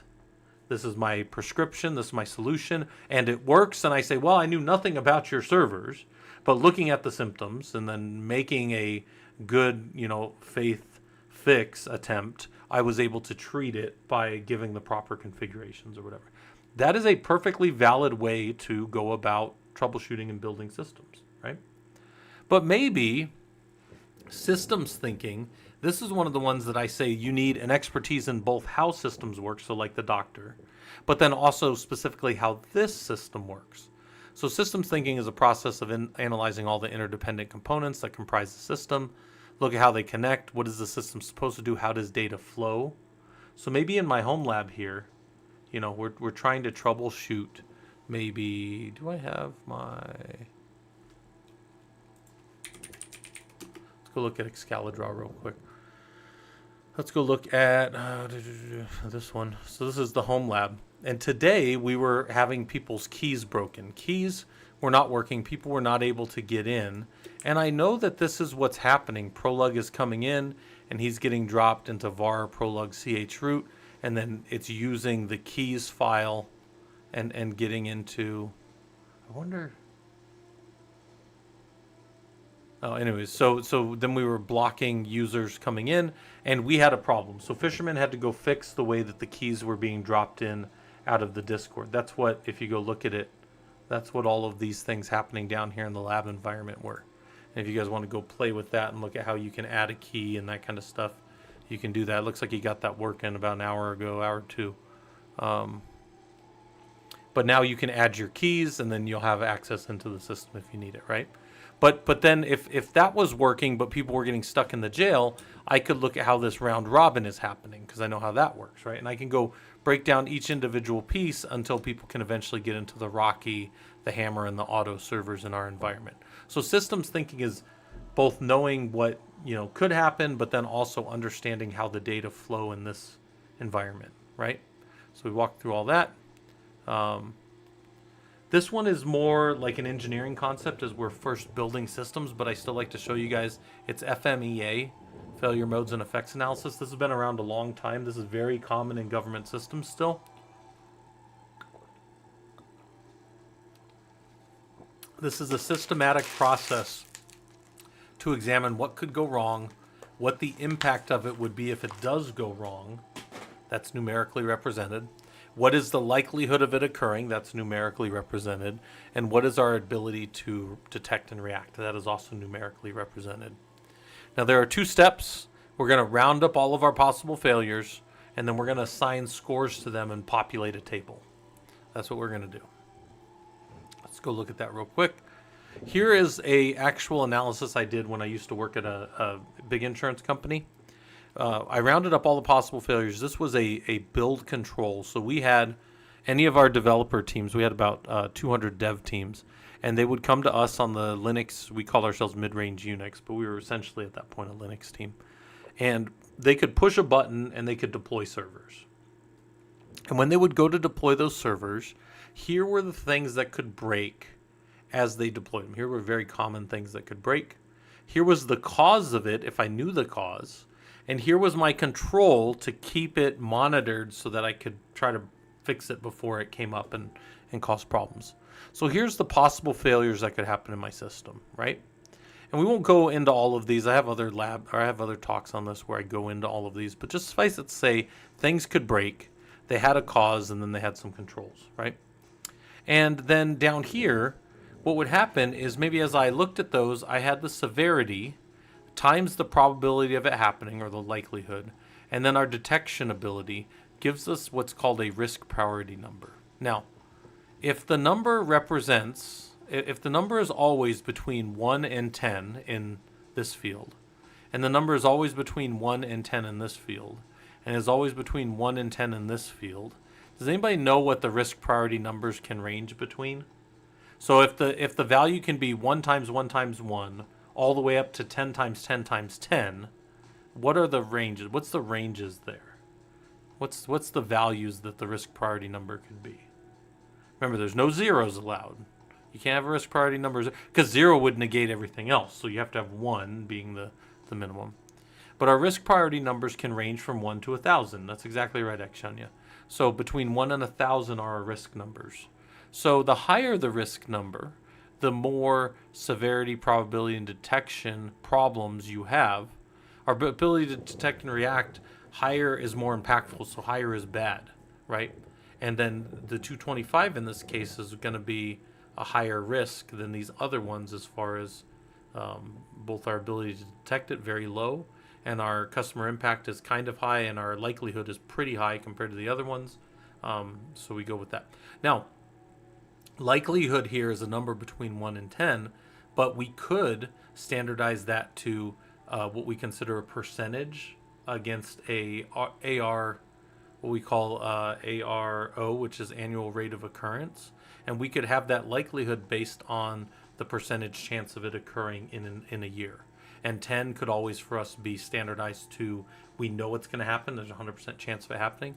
5 could be there's a 50% chance of it happening once per year, those kind of things. So my point is you can standardize within an organization. You could probably find all kinds of different implementations for FMEA, but this is a way that you can very quickly go and take a bunch of things that you know about a system that could break and ensure that they don't break, maybe even in future systems. Limit those problems and maybe mitigate them from ever even happening. A few other notes in troubleshooting. Don't talk about your feelings. Your feelings are irrelevant, guys. You have to deal with accuracy. What you feel is called an anti-methodology. We don't care about your feelings. Some people would say F your feelings, but I'm not going to say that to you. I'm just going to tell you that your feelings are not important in engineering. What you can prove, what numbers you can pull out are important. The system is utilized 100% on these things. I think that's a problem.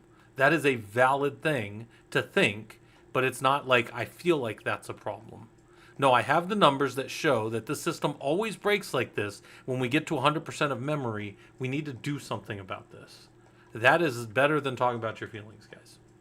Avoid all anti-methodologies. Don't just change things at randoms until problems disappear. Document what's being changed. Only change one thing at a time.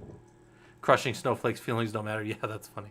Spotlighting, only using tools you're familiar with. You need to branch out, guys. You need to know different tools that are out there. I'm going to show you a good site for tools if you want to get into touching these different things that we were talking about. And then another one is don't just get on and say, this looks like a network problem we had the other day. Network team, trust me, they have long memories. They're like elephants. They'll be mad. They'll never help you out again. So I always tell my junior engineers, don't just get on and start blaming people. They know it's the network, and you know it's the network, but you don't have to say it's the network right away. Prove what you can prove, and then say, hey, I need help with this because I can't see these other things. But I'm just going to tell you, it's not good troubleshooting to start blaming other people. It's better to prove all the things you know and say it's outside of the system likely. That's better, I think. Yeah, always try to pass the buck, to network. All right, questions, drop them in chat or Discord. This was our talk on Linux systems administration. This is, this was a big part of, where's it at? Oh, geez. Wifey, I did not even know you were home. My wife just scared the piss out of me, guys. Thought she was at a movie. She just walked in like a freaking ghost in front of me. Holy shit. Oh, God. I'm dying. Oh, my God, lady. Oh, fuck. Guys. She just snuck attacked me. Yeah, it's a sneak attack. Oh my God. I did not know she was. I don't hear, where I'm sitting now, I don't hear the garage door anymore. She refuses to let me know when she's home. She won't call out from downstairs and say, Scott, I'm home. Oh, hey, I'm home. I'm not a ghost. That's like walking into the room. Oh my God. Oh, geez. Snaky wife. Yeah, I just saw her head bobbing over one of my monitors and I was like, holy shit. This is how I go. This is how I die. All right, anyways. Oh, God, somebody can take my job. All right, anyways. So, guys, we were talking about getting the job in Linux administration, right? That was my Halloween scare for the year. Jeez. Man. I tell you guys, go find what you want to do. We often talk about, there are jobs in Linux, right? There are Linux admin jobs. There are Linux engineering jobs. Typically, you got to do admin work first, and then you move over. That's fine. But sometimes there's Linux adjacent jobs. There's jobs that are doing Linux, but they're security-based. Or they're doing Linux, but they're called site reliability engineers or DevOps guys. A lot of those things are all fundamentally Linux underneath the hood. So I tell you guys, do that. X-Shunya said, am I taking a Halloween break? No, tomorrow I'm going to be doing, we're going to hand out candy, so I won't be on tomorrow night.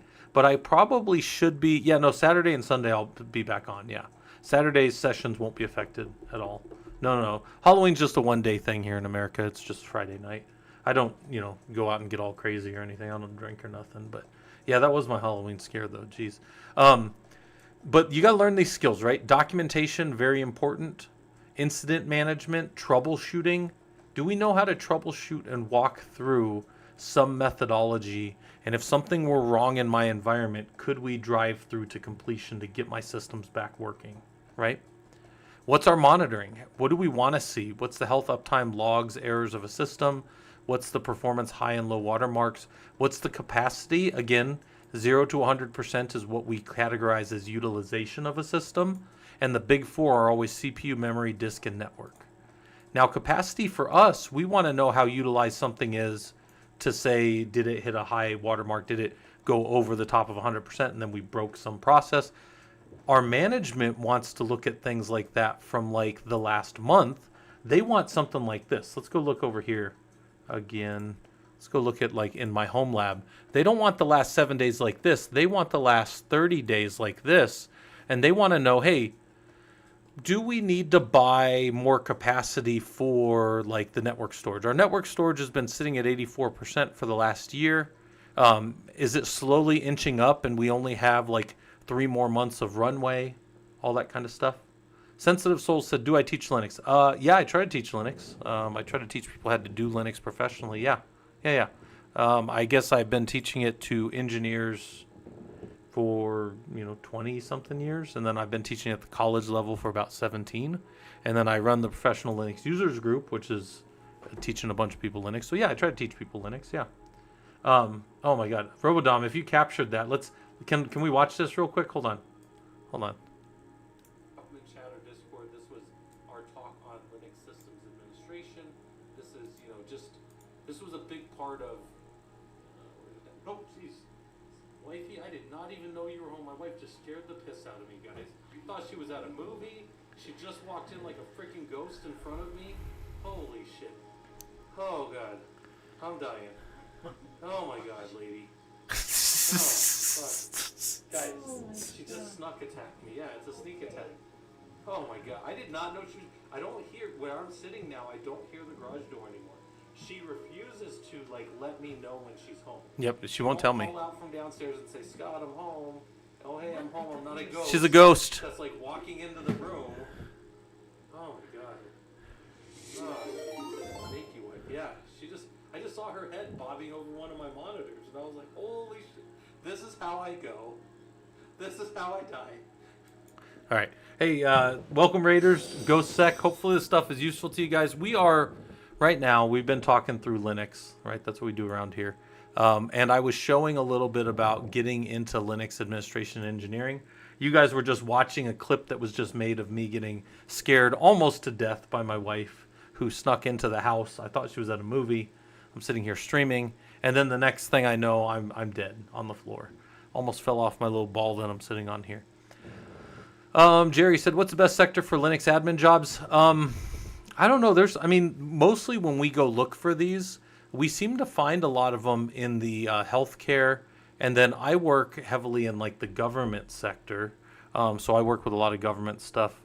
I work over in NOAA. I know there's at least, that's NOAA, yeah. There's at least 3 openings in my section right now for NOAA. But I don't know if some of that's not being hired right now. But yeah, so for people that aren't familiar what we do around here, we mostly try to teach people Linux. I run a Discord called the Professional Linux Users Group. That's about 4,300 people down there. They're not always all in there, but there's probably about 500-600 on at any given time. And mostly people that are trying to get into Linux or that work with it professionally or as a hobby, right? We don't require anybody to do it as professional to hang out with us, but our goal is to get people into doing it professionally. So there's that. For me, the remote work scene is I think pretty solid. I've been working remote since 2020, but I could work remote all the way from the early 20-teens because most of the time I'm working in remote data centers anyways. So it doesn't really matter how I get to my remote data center. For a lot of us, I tell you guys, it's all about being able to jump into a server. I mostly use some type of jump box, and then within my jump box, I can use a screen session and jump between different sets of nodes and that kind of stuff. We've got a home lab environment here that you guys can get into if you're part of our Discord.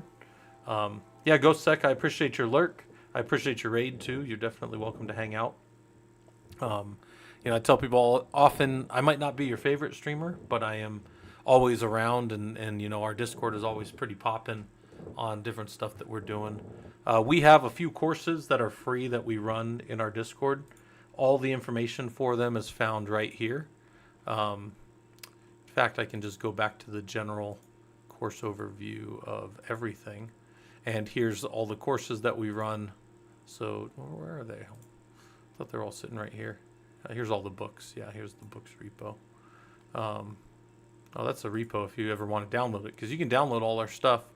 And my screen just blew up. Apologize, guys. Everything just blew up. Let me go look at where are all the books at? I don't know where everything just went. Here's the different books. So Linux admin course, that's 16-week course. Linux security course, Linux automation course, and the course just kind of looks like this. There's a syllabus, shows you all the things that we do and all the things that we talk about. Here's all the topics, and hopefully I'm back, because it looks like everything just broke. X Shunya said job cuts are getting scary. Yeah, it depends on the industry. High performance compute, we're pretty stable. High performance compute is not going away. They need people in that space still. My company's hiring Redline. I have those jobs up in the Discord. We have a whole job section channel where people will post things and what they're looking for and what they're working on and that kind of stuff. But these are the different books here. These are the different objectives of the things I'm trying to teach you in those books. They're all free. You can go and download them. I tell you guys all the time, you can actually just go jump in these books and download them all if you want to, because I think you can just print them out in PDF if you want. I don't know where it's at anymore. They've changed this around. I haven't looked at this in a while, but it used to be you could just come in here and print the whole page. I don't know where they have it anymore. I think I don't even know. I need to get in there and look at it, but those things are there. And what we were mainly doing today, for people that are just dropping in, was we were just looking at different Linux skills that I think you should have. And then we were talking about, get together a resume, put together a one-page resume if you can. Show people, like, what's a resume trying to do? Because what does somebody want to know? Like what does a company...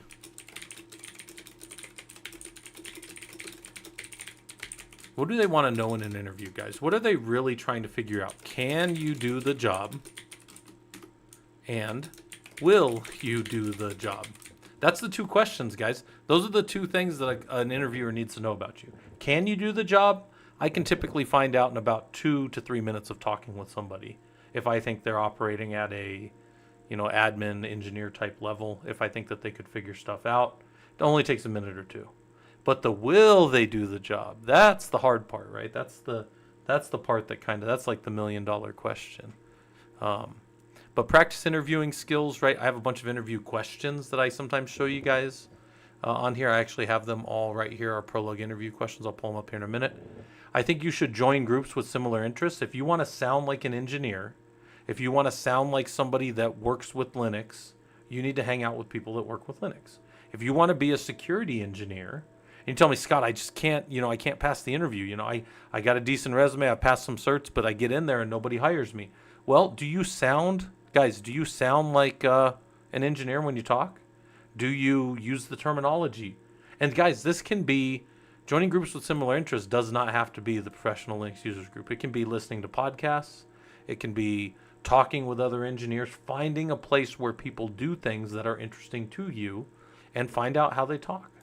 Toastmasters is a great place to become a public speaker. Maybe you're good at the technical side, but you can't communicate with people well. I tell people all the time, I would not be a college professor if it was not for Toastmasters. I would not feel comfortable getting up in front of people. As it were, I learned that it's super easy to get up in front of people if I'm prepared. If I know what I'm talking about and I'm confident in walking through a set of points, I can sit up and talk for hours in front of people. It doesn't bug me one bit, as long as I'm prepared. If I'm not prepared or if I'm not ready, it's not good, right? But that's, I know that about myself from Toastmasters. That's an excellent tool to get you over the finish line if you're trying to get some interview skills. And then this one's hard, man. I tell people this all the time. This is why you have to practice interview skills, and this is why you have to practice it in front of people. We typically do sessions, me and one of our other guys, Sending Grounds, who works with a big cloud provider. He and I will typically do maybe once a month or every couple months some place for you to practice your interview skills, because this is like really the crux of it. There is no place else on planet Earth where you are allowed to or expected to brag about yourself except in an interview. So most of you have very little to no practice about bragging about yourself. Because honestly, if you did, most of us wouldn't like you anyways, right? We wouldn't hang out and be like, oh, fuck that guy. All he does is talk about himself. But in an interview, you have to sell yourself. You have to talk about the things that you did. You can't just say my team did this and my team did that. People will assume that you're a project manager. And they'll be like, this guy doesn't know any of the technical stuff. No, you have to be able to brag like, hey, I put together the thing. When I worked for NOAA, I was the guy who put together, I inverted the Ansible so that all the servers built themselves, and our boot up process per server was only 5 minutes as opposed to 3 hours that it was taking when we tried to use a push model of Ansible, right? And that was the thing that I actually did in my career, and that is still being used to this day on this project. It's 5 years later. That's still the standard for how we do it, because we have a government requirement to get the system, 2,600 nodes, from bare metal cold to running in under an hour. And my part of the server build and the server configuration from scratch is under 5 minutes total, which is, maybe there's no like competition in the world for it, but I guarantee you that's pretty fast compared to other places in the world that I've been. So anyways, but I can only brag it there, right? In an interview. Look, I've already lost viewers just bragging right there. Anyways, no, I'm just kidding. But the thing about this is a skill you have to have. You have to be able to talk up what you've done and then technically be able to break it down if somebody asks. Well, how did you do that? Well, we did a single shot systemd service that kicked off Ansible. All the servers reach into an NFS as part of their build through HPCM, Hewlett Packard Configuration Manager. As they boot up, they get the NFS config, and then the YAML for that single shot Ansible play to run is a very small little pull across the network. You know, every server is pulling, I don't know, 56 kilobytes. That's nothing to a 10 gig link for 2,600 nodes. Then every server configures itself, so its configuration time is much shorter than one server trying to configure 2,600 nodes with a bunch of tasks. That takes way too long. Even if you fork it at 256 or 512, you're still limited at the number of SSH connections your system can produce, right? So, you know, these are the things that I can talk about, or we do whatever. 26,000. Well, 26,000 is a little more. Mine's only about 2,600. So hopefully my system is saying that correctly, but yeah. And then you got to put in for the jobs, right? You got to go find the jobs. I like looking on dice.com and Monster. The internet constantly thinks I'm looking for work because I'm a college professor, so I'm always looking at jobs for my students. But I tell you guys all the time, like, I'm not looking for work, but the internet always thinks I am, so they're always sending me shit. Xshanya said, what's the maximum SSH connection a normal server can hold? I don't know that there's a max connection that I've ever hit, Xshanya, but I will tell you, when you're pushing Python pseudocode and each individual task connection of a Ansible. So Ansible's extremely inefficient in that each individual task is establishing a new SSH connection. So it's extremely inefficient breaking down and putting those up. And I will tell you that you will, even on boxes that I've had 2 terabytes of RAM in, yes, you heard that right, 2 terabytes of RAM, not ramen, oh my God, not 2 terabytes of ramen, guys, 2 terabytes of RAM. Hold on, I gotta hit clip on that. Where's my clip that? The freaking ramen. That you will still hit connection limits and speed limits of what it can do. Yeah, I wrote the book. I actually did, Ken. I did not write that book on it, but I did write a book on it. But 2 terabytes of ramen, Robodom. That's hilarious. If Robodom, if Scale ever shows up for next year, I haven't seen that pop up yet. But if they have a call for things and I go out there, we'll have 2 terabytes of ramen. We'll go find a ramen shop one of the nights when I'm out there. We'll go have 2 terabytes of ramen. That's hilarious. That's San Diego, right? I haven't seen that pop up yet, guys. I haven't seen. Let's see. Is that out yet? So let's see. Scale 2026. Is that out yet? Oh, it is. Wait, they do have 2026 up. Okay, this wasn't up the other day. Propose a session. Oh, early submission deadline ends. Oh, I got to put one in tomorrow, guys. Final submission. Okay, Robodom, I will put in. What do you guys want me to do? What talk? Do you guys want do you want me to do werewolf? Have you guys seen my werewolf talk? I love it. My wife loves the werewolf talk. Here's the werewolf talk if you guys haven't seen this one. Some of you guys have seen this one. I gave this to the werewolf users group a while back. I would do this. I would actually expand this out and do it as a high performance compute things if the guys wanted. And I would expand on this section here, which is like how high performance compute works. So I would still do it around werewolf, but I would focus on maybe the high performance compute because maybe some people want to transition over into that space. But then, a little bit about werewolf, and I love these. Werewolf, who's he going to attack next? How werewolf takes over an environment, how it boots a system, and then what it looks like as it's doing its images, its system overlays, runtime, kernels, those kind of things. He's playing with his blocks in front of a little fireplace. My favorite part of this is Full Moon Builders. It's hilarious. Okay. Anyways, then werewolf controls all that. We control werewolf. How do we do it? We've got a language. I'm not going to give the whole talk right now, guys. This is recorded on YouTube if anybody wants it, right? And I did this whole talk. And I gave this to the werewolf user group. I did this to my company. We walked through how the systems boot. And this is how we actually run werewolf in my home lab environment and how my company runs it. So, yeah, Robodom, let me do this. Applied science. Novel tools, innovative workflows. I think this is all of these things. Developer embedded Linux, Fossa Home, general. This is a government thing as well. We do it for a lot of that system. Okay. Man, if I had more hardware, I could run all the workshops, but I could definitely have a set of servers for people to log into and do stuff with that. Yeah. I'd appreciate that, Robodom, if you did that. That'd be cool. I'm going to leave that open so I don't forget about it, guys. But yeah, these are the things that you like. Again, for you guys, for you guys, and getting into this, let's go look at some of the interview questions. Oh, actually, I got to get off of here because we're gonna go to bed soon, me and the wife. But here's my Prolog interview questions when I do my technical interviews with you guys down in the Discord. I have technical questions I ask. I have troubleshooting questions that I ask. I have operations questions that I ask around how you operate and do things. And then I have personality questions, which again, I don't professionally ask personality questions ever. One, I don't care. And two, it's more about, for me, it's technical stuff. When a company brings me on, they want me to ask technical things. So I'm up here.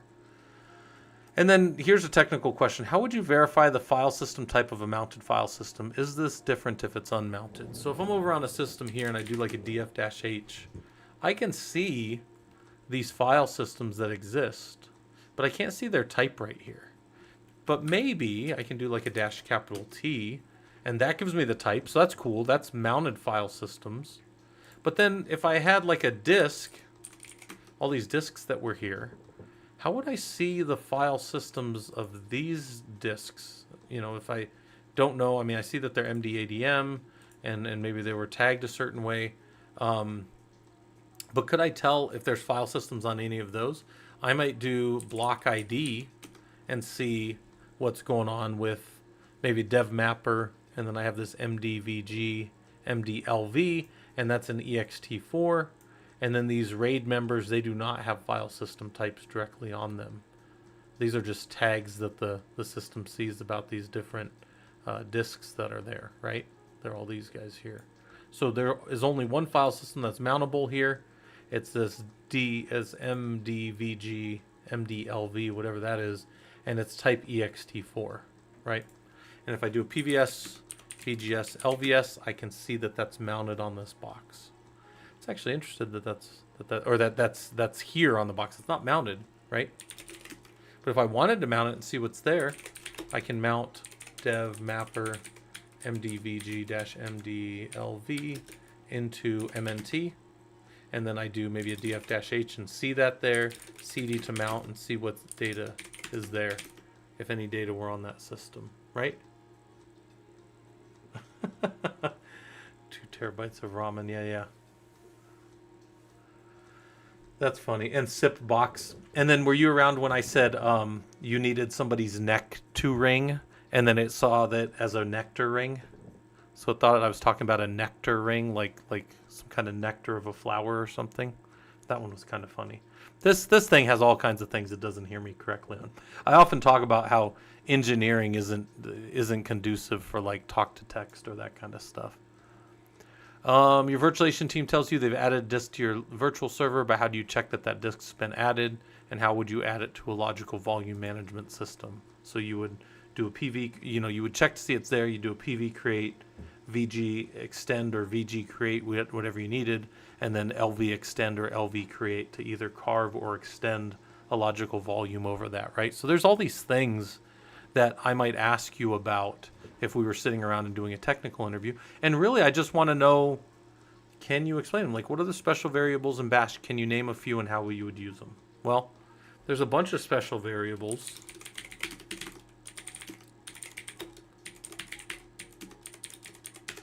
Right? And maybe I just touch test script dot sh, right? And we'll go in here and we'll just go ahead and be correct about it and say bin bash up here. And then down here, maybe I say, okay, echo $0, echo $1, echo $2.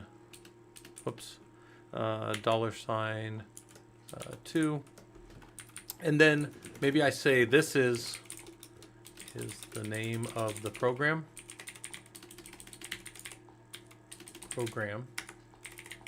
And then maybe I say this is the PID of the program, and this is $. So these are all special variables here that maybe you don't know. Echo, this is the first arg. This is, oh whoops, this is the second arg. We don't need that echo in there, right? And then I escape :WQ.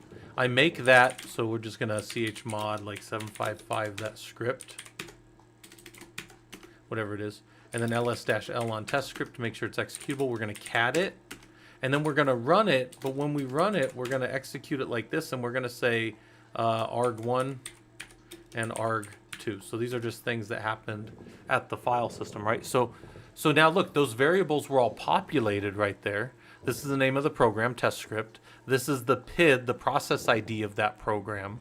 This is the first arg, and this is the second arg. And those are special variables. Every one of those variables, by the way, there's another one right here, echo $, which shows a 0, which is this is the exit or return code of this script as it ran. As this program terminated, it left with an exit code of 0, meaning it was good.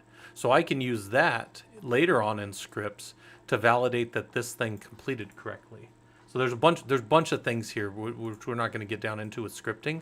But the point is, do you understand how these simple little special variables work?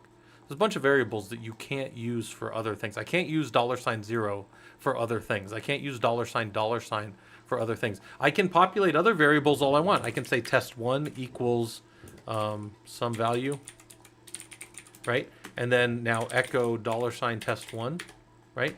And then now that's got the value of some value, but I can't use $$ like that, right? Like I can't populate a special variable. It's special. It's a same idea as like a reserved keyword, right? Now look, this isn't to, what I'm telling you guys here isn't to make you experts, right? That we're not talking about bash scripting right now. What I'm showing you is the things I would expect somebody to say if I asked this question. What are special variables in bash? Can you name a few and how would you use them? $0 gives me the name of the program. It would be super useful for me to know the name of some kicked off script to make sure that I had like a version. I don't know, that wouldn't be the best way to do it, but maybe a version. Oh, another one that's very important.